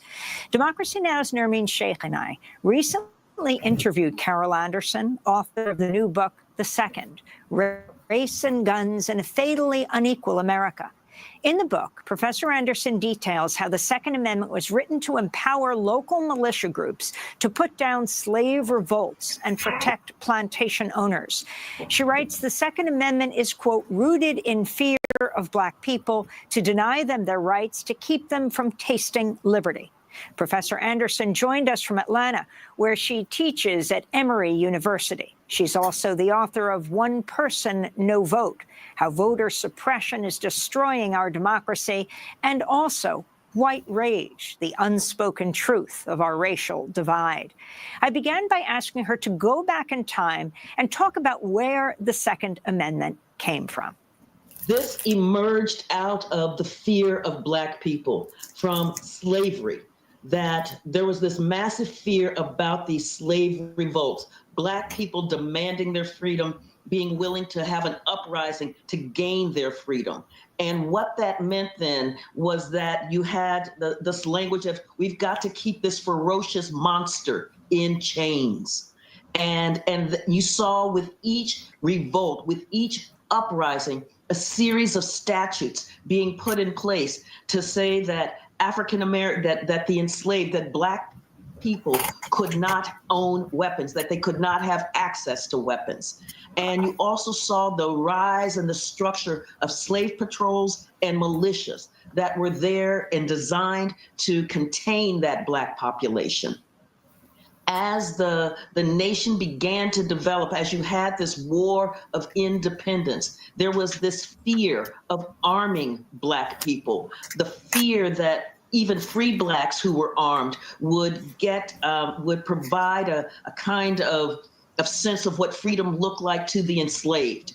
But the exigencies of war required that arming, required having Black folks in the Continental Army. But as the nation developed after that war, one of the things that you had happening was with the Constitution, with the drafting of the Constitution, because the militias themselves had proven so untrustworthy, unreliable as a force to fight against the British invasion, that James Madison, in drafting the Constitution, had language in there that you would have federal control of the militias. Well, when the Constitution went up for ratification to the states, by the time it got to Virginia, the Anti-Federalists in Virginia were in an uproar. George Mason and Patrick Henry were thinking about this militia being under the control of the federal government. They were like, we will be left defenseless. We cannot trust the federal government that has these folks from Pennsylvania and these folks from Massachusetts to be willing to engage the militia when the slaves revolt. We cannot trust the federal government to protect us. We will be left defenseless. And they began to demand a Bill of Rights that would provide protection, that would curtail federal power.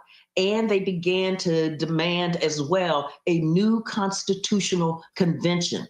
That threat of what that meant sent James Madison into the first Congress determined to write a Bill of Rights that would quell that dissent, that would short circuit that movement for a new constitutional convention. And we've already seen what the power of the South has meant in terms of when the Constitution was being drafted itself, how the South said that we will not sign on to become part of this United States of America if we don't get the 3/5 clause, if we don't get 20 additional years on the Atlantic slave trade, if we don't get a fugitive slave clause. And so the South had already wielded its power in terms of being willing to scuttle the United States of America. And Madison believed strongly that this threat coming out of the anti-federalists in the South, out of Virginia, would do the same thing. And that becomes the basis for this Second Amendment. And can you talk about Except all for of the black players? folks. I mean, you just mentioned James Madison, Patrick Henry, the slave states, and how this country came together based on this terror of slaves rebelling. Yes, enslaved people rebelling. Enslaved people rebelling, and that fear that, you know, so you have George Washington, who is a slave owner, who brings, in fact, some of his enslaved people to Philadelphia for the Constitutional Convention. You have Thomas Jefferson, who is not there, slave trader, but he is writing into Madison, and Madison is writing to him.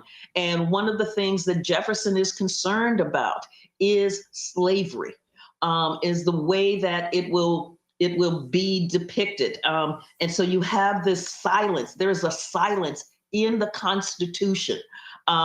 It's hovering over the formation of the Constitution, like Banquo's ghost, haunting it, in shaping it, but not being explicitly said. But it is the power that is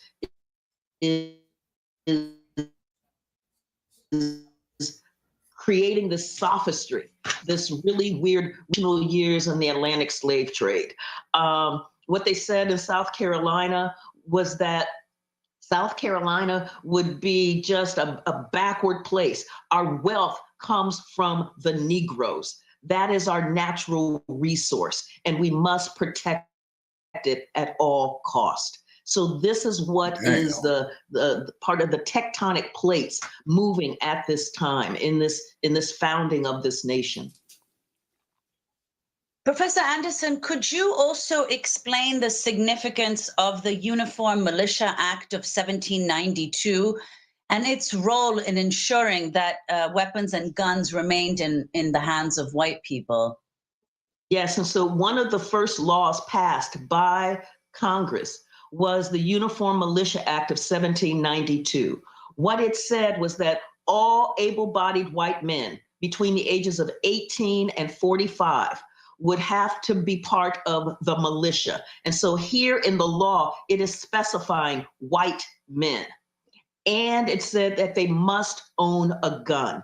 This is part of, the militia is part of citizenship.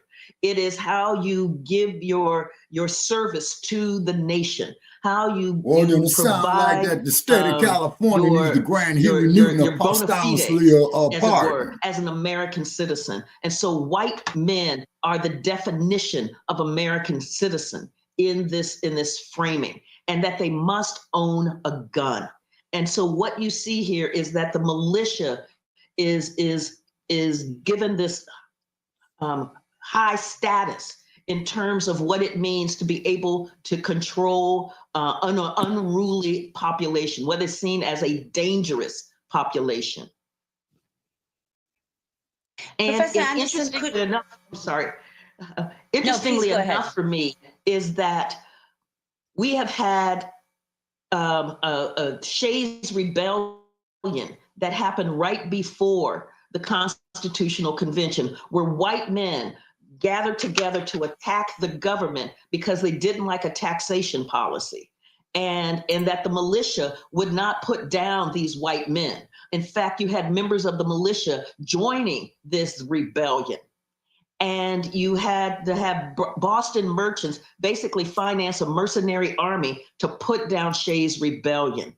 But what you didn't see coming out of that was a law saying, you know, white men with arms are dangerous. White men with arms attack the government. So from having weapons. You don't see that happening. With laws coming in place, people shall not have access to weapons, and that the militia and the slave patrol are there to ensure that Black people do not have access to weapons. Policy enforcers. And Professor Anderson, it seems, I mean, you begin your book by talking about the police murders of Philando Castile as well as Alton Sterling. And you point out that the NRA did not come to their defense, despite the fact that they were also killed for having guns in their possession. Whereas in a comparable violence perpetrated by whites, mass violence, the NRA immediately leapt to the defense of the people responsible for that violence, who were white men. Absolutely. Yeah, like and so Dylan there was a Roof. basic silence on Philando Castile. There was nothing said Right. about Alton Sterling. And what was said about Philando Castile from the NRA was, and this was only after being pushed by their African-American members, was that we believe that everyone, regardless of race, sexual orientation, should have access to guns, to arms. But nothing really substantive. What happened after Ruby Ridge and Waco, Texas, with the Branch Davidian, was that Wayne LaPierre called out federal officers as being jackbooted government thugs who believe they have the right to storm into people's homes and take their guns and kill law-abiding citizens. Federal officers had been killed in those events. And so to then label the response as jackbooted thugs, when you get silence with Philando Castile, it really led me to, as journalists were asking, don't African Americans have Second Amendment rights? And that's what sent me down this path all the way to the 17th century to be able to answer that question. So let's go back to 2016. And this you write in your book, Carol Anderson, about how this inspired you to write this whole book. The immediate aftermath of the police shooting of Philando Castile was broadcast live on Facebook by his girlfriend, Diamond Reynolds, who's speaking in the car next to her dying boyfriend as a police officer continues to point the gun into the car. Her little child is in the back seat. A warning to our viewers, the content is deeply disturbing. He killed my boyfriend. He's licensed. He's licensed to carry. He was trying to get out his ID and his wallet out his pocket, and he let the officer know that he had a firearm and he was reaching for his wallet, and the officer just shot him in his arm. So dash cam video released nearly a year later shows the 4-year-old daughter of Diamond Reynolds consoling her heartbroken mother, who's handcuffed in the back of a police squad car minutes after the St. Anthony police officer, Geronimo Yanez, shot and killed Philando. Mom, please help too, because we're screaming because I don't want you to get shooted. Okay, give me a kiss. My phone just died. That's all. Poor little baby.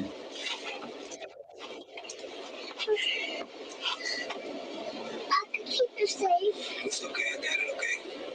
Come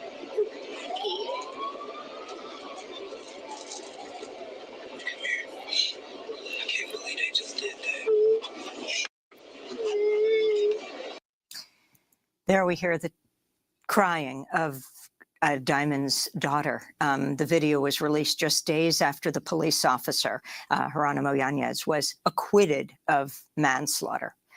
I wanted to ask you, Carol Anderson, to take us on that journey that you took, experiencing all of this, taking it in, telling us who Philando was, talking about the fact that he had a gun, legally had a gun, and told the police officer about it. In fact, had told his mother before, I'm thinking of not carrying the gun, though it's legal, because of, well, I mean, just the day before, another African-American man, Alton Sterling, had been killed by police in Louisiana. But you take us on this journey that led to this book. Yes, and so it was the killing of Philando Castile. You know, I start off the book going, you know, it was like a snuff film because we all saw that video image and it was horrific. It was jarring. And to then get the backstory that this was a man who followed NRA guidelines saying, letting the officer know that I have a license to carry weapon with me. You have asked for my ID. I am reaching for my ID. And the officer begins to shoot. Exactly. So he is killed because he has a weapon. Not that he is brandishing the weapon, not that he is threatening anyone. He simply has a weapon. And that really led me to begin on this journey as I saw the NRA's virtual silence on this, on this journey to figure out, do African Americans have Second Amendment? You know, we're in this moment where the Second Amendment is like hallowed ground. It is sacred. It is one of those things that has been defined as the bedrock of citizenship. And so I started looking. And as I went on this journey, what I saw was that it wasn't about guns. It was about the fear of Black people. It was about the fear of Blackness. It was about the societal labeling of Black people as dangerous, as a threat to whites, and that this architecture comes in place in order to contain this Black population, in order to provide security and safety to the white community from this fear of Black people. And you get this really weird matrix happening where Black people are feared but needed. And so it is how do we contain them? How do we snuff out their quest for freedom? How do we snuff out their quest for their basic human rights while also keeping them as labor without rights? How do we do that? How do we make that subjugation happen?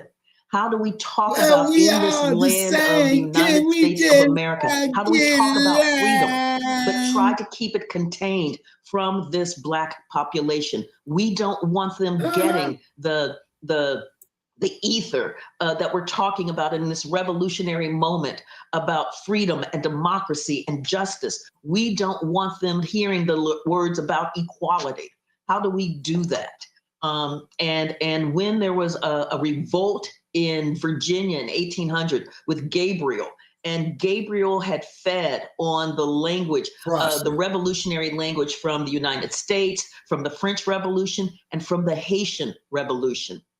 That sent shockwaves throughout the United States. And Virginia was trembling at the expansiveness of Gabriel's revolt.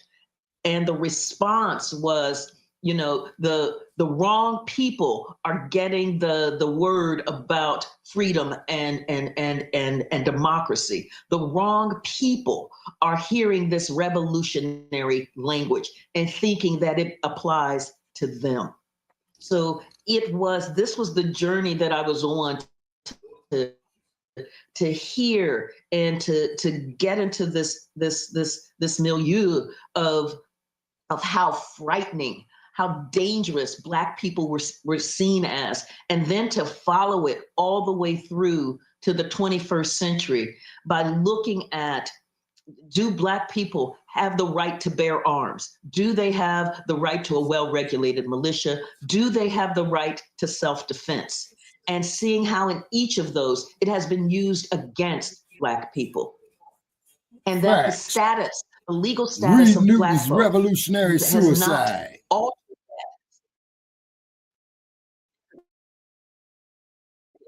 Whether enslaved, whether free Black, whether denizen land between enslaved and citizen, whether newly emancipated freed people, whether Jim Crow Black, or whether post-civil rights African American.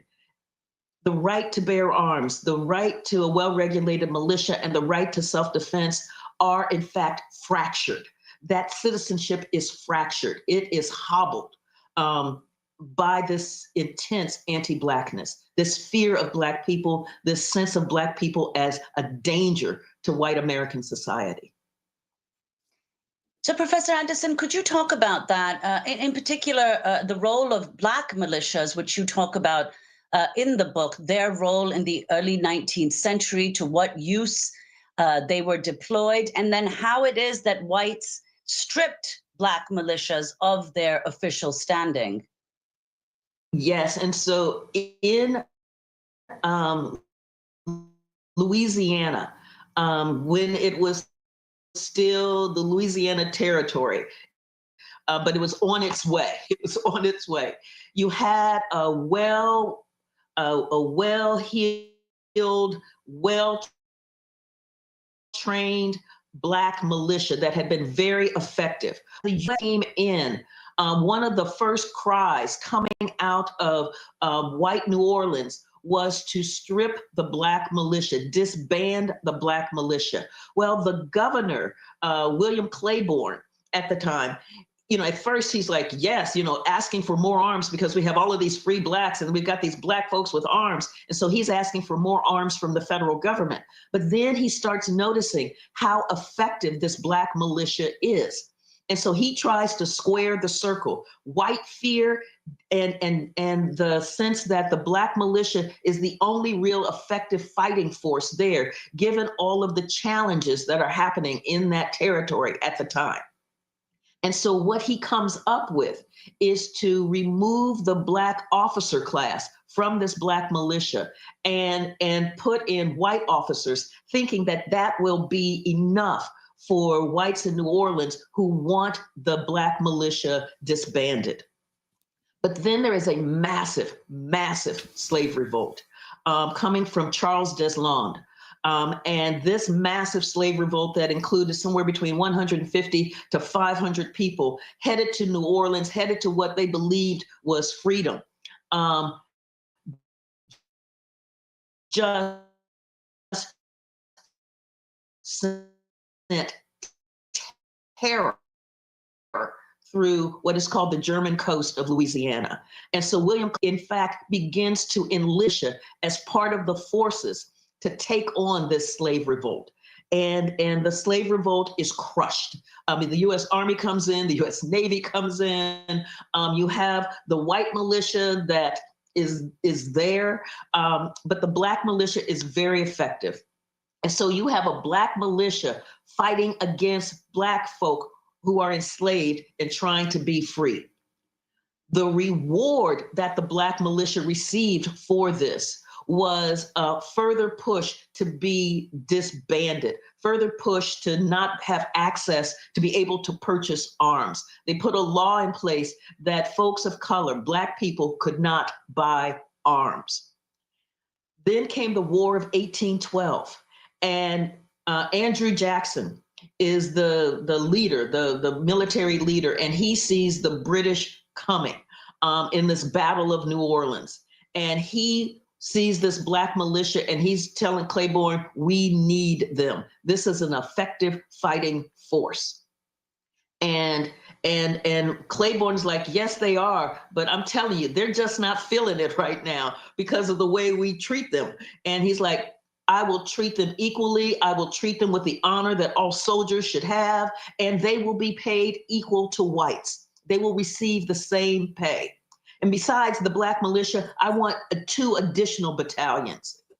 Claiborne came back and said, you can get the Black militia, but getting 2 additional battalions is going to be difficult because whites in this area believe that arming them is arming the enemy. So you have Black folks who are identified as the enemy. And in that fighting force, that force beat the British. It was like 3,000 or so of Andrew Jackson's troops against 8,000 British troops, and they won. And Andrew Jackson was like, wow, I knew you guys were good. I just didn't know how good. But the response, the reaction to that then was to send them off as a labor battalion to work in the swamps that white men didn't want to go into to do the work. Wow. So you have this denigration of Black military contributions to fighting for America. And that was a consistent theme that we saw. So you get this erasure of this history. And this erasure for the men themselves who are doing the fighting, who are being wounded, who are dealing with the loss of their fighting brethren. That has been the sense that Black men under arms, they're a threat. And Black men who are trained how to use arms, they're really a threat. So they must be disarmed after they. Professor Anderson, I just wanted to follow up on the term you used, anti-Blackness. You're actually saying that the Second Amendment is not about guns, but it's about anti-Blackness. Explain. Yes, it is about the fear. So, and the best way to do this is to talk about the kind of history that we have about the Second Amendment. We hear the history of the militia about being this really effective fighting force to fend off a foreign invasion and also being there to fend off domestic tyranny. But what they knew at the time was that the militia had proven to be uneven, unreliable in the war of independence, the war for independence. George Washington was beside himself at the lack of reliability of the militias. Sometimes they would show up, sometimes they wouldn't. Sometimes they fight, sometimes they wouldn't. Sometimes they would just take off and run away. It's really difficult to form a battle plan when your fighting force is like, I'm not feeling it today. And it led Gouverneur Morris, who is out of New York and one of the founding fathers, to say to rely upon the militia against a foreign invasion is like to depend upon a broken reed. And so they knew that the militia was really not strong against a professional army.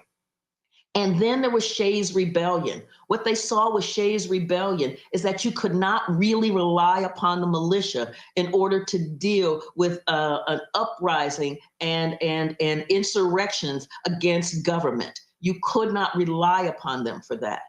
Where the militia was consistently good was in slave revolts, in crushing slave revolts. And so this is what led George Mason and Patrick Henry to talk about, we must control our militia. We will be left defenseless against its slave revolts if the federal government controls it. And so it is that fear of slave revolts, that fear of Black rebellion, this fear of Blacks as a dangerous population that must be controlled by these militias. That was essential in the drafting of the Second Amendment. When you think about the Bill of Rights, how you've got the right to freedom of the press, how you have no state-sponsored religion, how you have freedom of assembly, the right not to be illegally searched and seized, the right to a speedy and fair trial, the right not to have cruel and unusual punishment. And so you see these incredible rights. And then you've got this well-regulated militia, the right to bear arms for the security of the state. That amendment is an outlier in this Bill of Rights. And that outlier is because it was the payoff to the South to have a force under state control that could contain Black aspirations, Black freedom quests, that could contain what is seen as a dangerous Black population. That's Carol Anderson, professor at Emory University in Atlanta. Her new book, The Second, Race and Guns in a Fatally Unequal America. We'll be back with her after a short break. This is Democracy Now!, democracynow.org. I'm Amy Goodman. We return to our conversation with Carol Anderson, professor at Emory University in Atlanta. She's author of the new book, The Second, Race and Guns in a Fatally Unequal America. I recently interviewed her with Democracy Now!'s Nermeen Sheikh. So Professor Anderson, another issue that you raise in the book as absolutely critical has to do with the denial of the rights of citizenship. So if you could explain the crucial Supreme Court decision here, Dred Scott versus Sanford in 1857, and how even after the 14th Amendment was passed, Dred Scott continued to take precedence. Yes, and so the Dred Scott decision was designed to try to stop the explosion that was happening, the secessionist crisis that was happening in the United States, because there had been a series of events, the Missouri Compromise, the war for Texas, the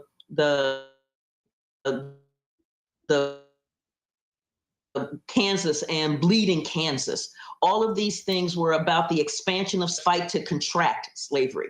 And so the Dred Scott decision, so Dred Scott was a Black man who was enslaved, and his owner had taken him to free soil states, Wisconsin and to Illinois.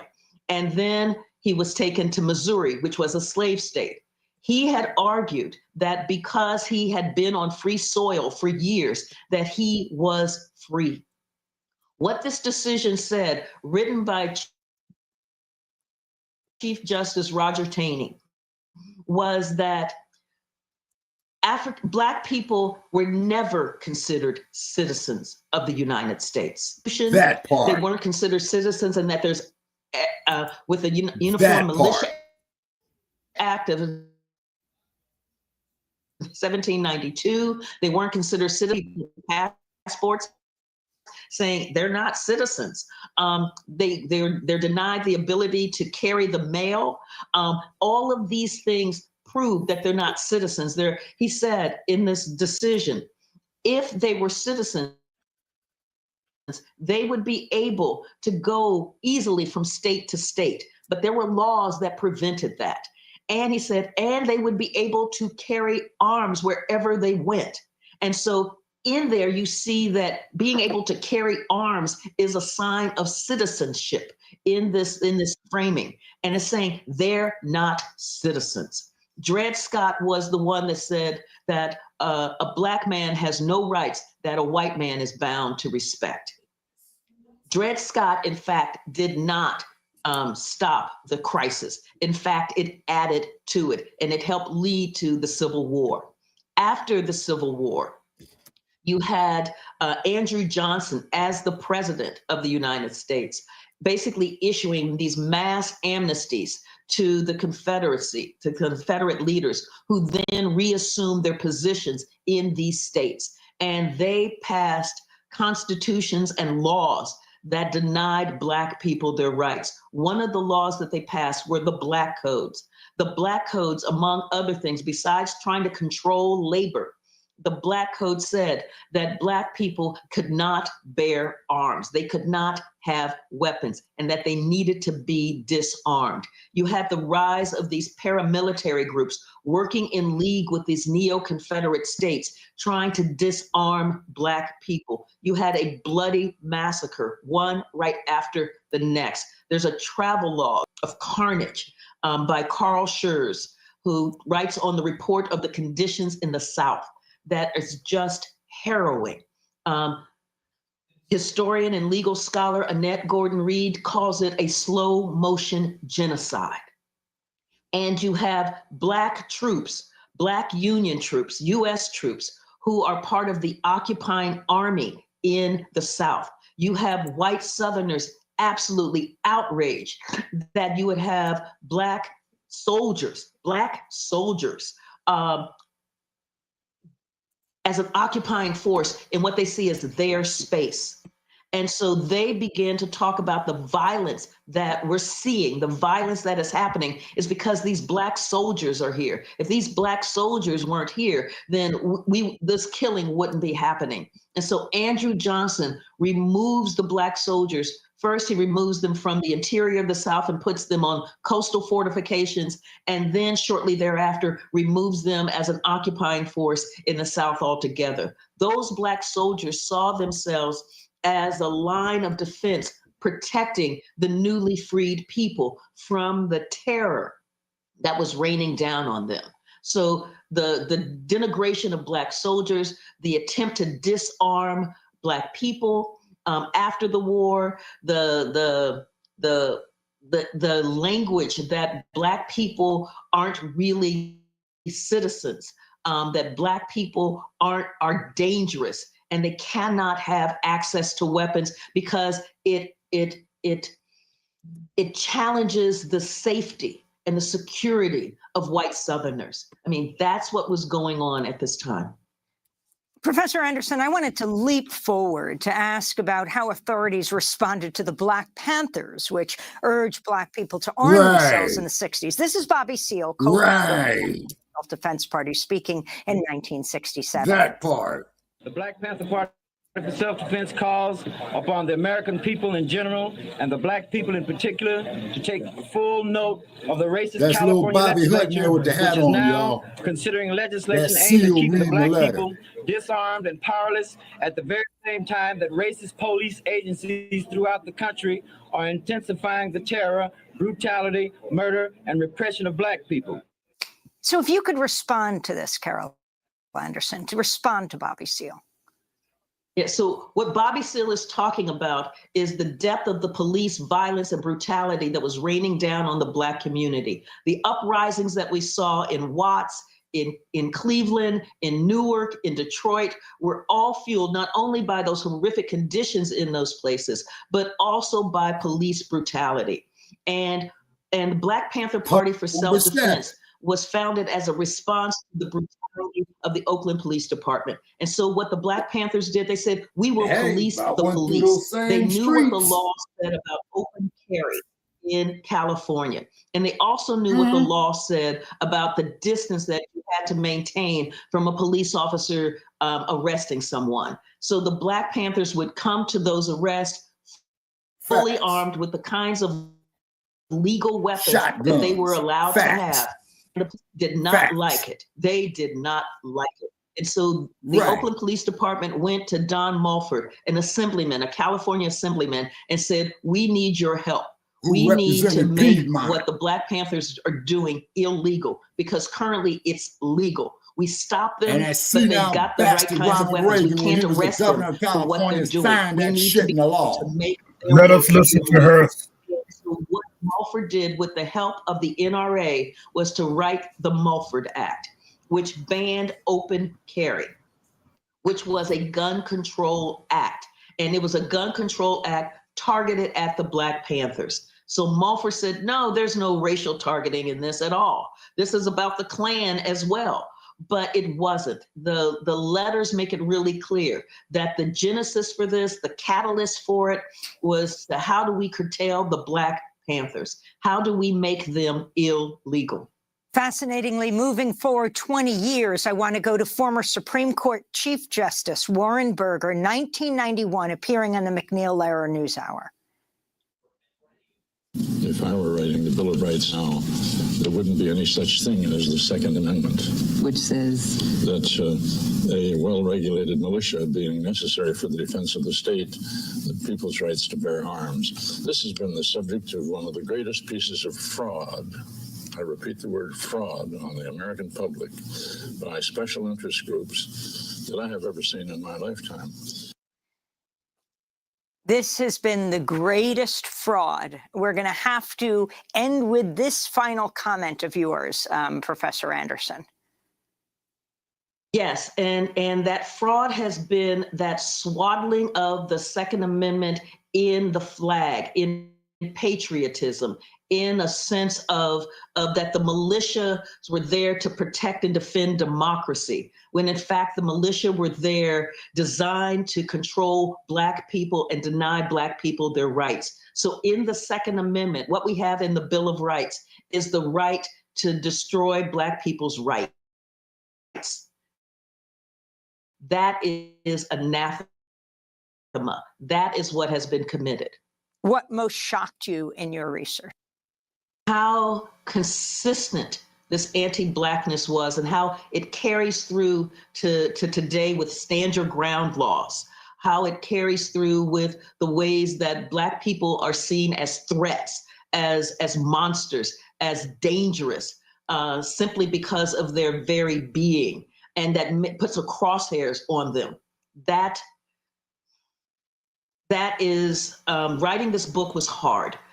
Because writing about the past and carrying it to the future in the midst of the killing of George Floyd, Ahmaud Arbery, Breonna Taylor, was just, in the midst of the pandemic, was just a lot.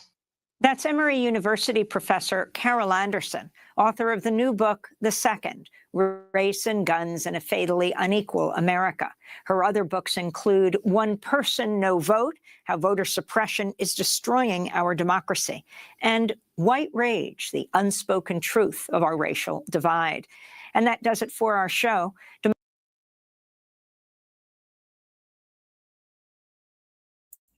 Well, people. Yeah. So there you have it. Well. That was the whole history of breakdown of how the Second Amendment don't apply to us. Exactly. You see? Exactly. That part. And then too, ladies and gentlemen, you know, being of age, remembering this stuff as a child. Oh man, where do I begin? Okay. This is why this society socially engineers the Black on Black crime. You see, because they figure if we're out there killing ourselves, then white America is not responsible. Whereas white America controls these institutions, okay, mainly through Hollywood, to perpetuate this. Shabaka, there's no such thing as Black on Black crime. If there's Black on Black crime, then there's white on white crime. There's brown on brown crime. There's Asian on Asian crime. Crime happens to those that are in close proximity to you. Okay. To quote the words of Sidney Poitier in a movie called In the Heat of the Night, you got white time in jail and you got colored time in jail, and the worst time to serve is colored time. Yeah. And that movie was made in 1967, right at the time that the Black Panthers were getting nationwide attention. So therefore, long live the spirits of Lil Bobby Hutton, Fred Hampton, Huey P. Yes. And all those, you know, that made the ultimate sacrifice. Also, to a shout out there to the memory of the one and only Mr. Johnny Cochran, who did take a lot of cases in the state of California and Los Angeles County, the defending cases pro bono, all the way with the case of Geronimo Pratt that he went on from beginning to end. Okay, white crime is organized, Black crime is egotistical. Okay, on that there, Black Joe, you got a point. You know what I'm saying? You got a point. They say, so this is why the powers that be, through Hollywood, through local governments, guys like Donald Duck and J.D. Vance, you know, being up there in power to perpetuate this. You see? Okay, Shabaka, let me start making our closing statements because I got to do frontline Black news after this. Oh, absolutely. Most definitely. Okay, so I want to thank everybody for coming on. Please go on with your closing statements. And also, too, we appreciate Sister Nyota Uhura, you know, for joining us. Okay, and if you're out there, man, we're still listening to the feedback. Thank you so very, very much. We need donations, people. Okay, we need donations. Shabaka's Black Experience Enhanced is broke. Okay, we are broke. We need donations to keep this here going on. And then for those of you who do make significant donations in exchange, what we could do for you is that any business ventures that you are doing, you more feel free to advertise them on this platform in exchange for your donations. Okay. Shabaka is old. Shabaka is in pain. Shabaka might not be here with you when it comes. You see what I'm saying? So over the years that we've done this, we appreciate all our contributors, you know, all the positive ones and the negative ones too, like the Joe Gibsons and what have you, who got smooth owned on this platform. And then to Joe Gibson, if you out there and hearing this, man, you can come back and get some more of this business, you know, in our last few episodes, if you like. And if you don't show up, then that there proves our point that you cannot stand this truth. And I yield. That's my closing comment. All right, Brother Che, take it over until the end. All right, go ahead, Brother Pete. What's your closing statement?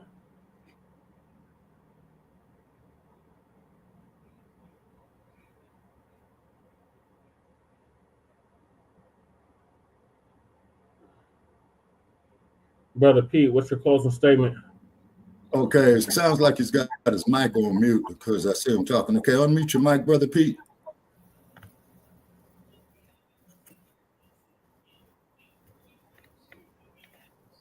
Brother Pete. I heard you. Yeah, okay, yes, sir. Yeah, I heard you. I was trying to get it done. Absolutely. Like I said, I basically have no closing statement. I was basically just listening. Second Amendment, yeah, then that is one of the big hopes that was put on our people. We have to understand that we have to get out of the box. We keep trying to abide by their laws instead of understanding that we have to create our own.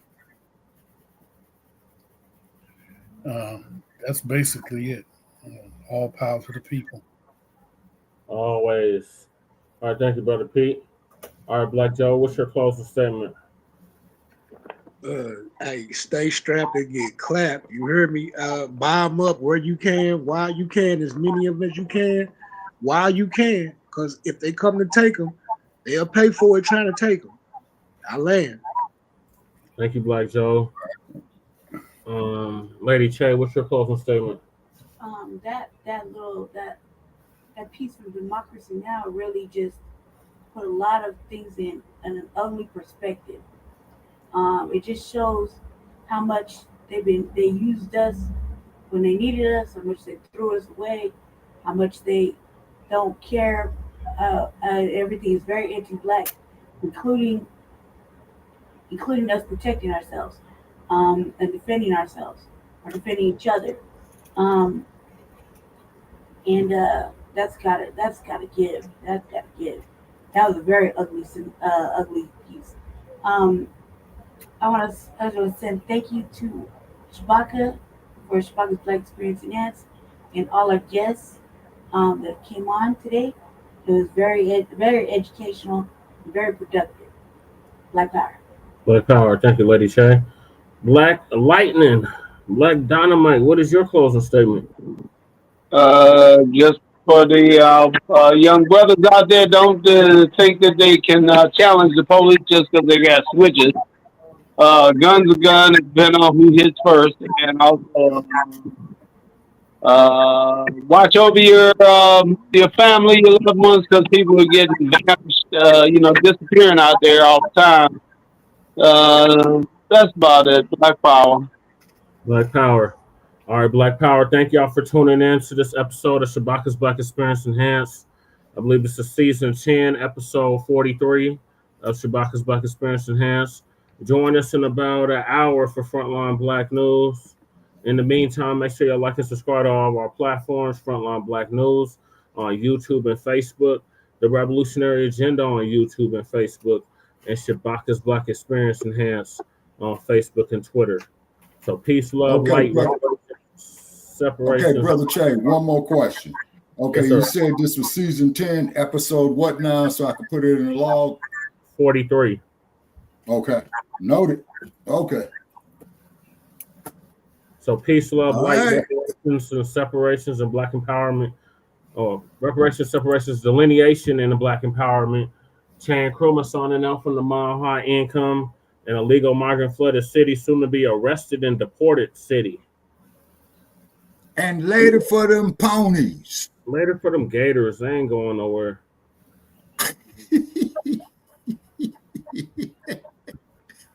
All right, folks, we appreciate everybody tuning in on this episode here. The original air date of this episode is September 9th, 2025. So, like the referee says, ladies and gentlemen, protect yourself at all times. And to quote Brother Malcolm, by any means necessary. So we're bidding you a good night from Las Vegas, Nevada. Come on, 7-Eleven. We out. Good clap. Yep. The National Guard will be out on the streets of D.C. this morning. They're joining residents and police in an attempt to cut down on crime. Ron Talley is live at police headquarters with the latest. Good morning, Ron. Good morning, Daria. If anyone thought that this latest crackdown on crime by Chief Larry Soulsby was short-lived, they can think again. It continues in mass. 15 more arrests yesterday in one raid alone. 2 weeks ago, Chief Soulsby promised to move his desk officers onto the streets, and now he's struck a deal to get neighborhood street patrols help from the National Guard. If nothing else, the sight of military-type vehicles set up for night patrols in D.C.'s residential neighborhoods gives the appearance the district is serious about its latest assault on crime. Members of the D.C. Air and National Guard are now helping police and neighbors patrol some of the district's more drug and crime-infested streets. The goal here is to interrupt drug sales that have plagued this neighborhood. Drug sales that have in the past led to violence and murder. We're assisting the Metropolitan Police Department in neighborhood watch, crime prevention in the D.C. metropolitan area. The other plan of attack to take back the streets includes full-scale raids on the drug dealers, like this one on an open-air drug market in Columbia Heights that netted some 15 arrests. With 80 to 90 officers taking part on this raid alone, it's the latest, most visible sign of Chief Larry Soulsby's all-out assault on crime in the district. Aimed not only at drugs, but also the gangs who deal them, and the rowdy night spots where they meet. We are in this area to stay. We're in this area to help the community, take back the community so they can walk these streets and enjoy the same freedoms everyone else does. Well, then one drug raid netted some 85 grams of crack cocaine, street value $10,000. Daria? What have residents been telling you out there? Are they happy about this? Looks like a war zone. Well, you know, that's what the chief had promised early on, that he was going to have officers in the streets so you could see them, not only so that citizens would feel safer, but so that those who are using drugs and dealing drugs would see the police and move on and stop. All right. Thanks a lot, Ron Teller, reporting live.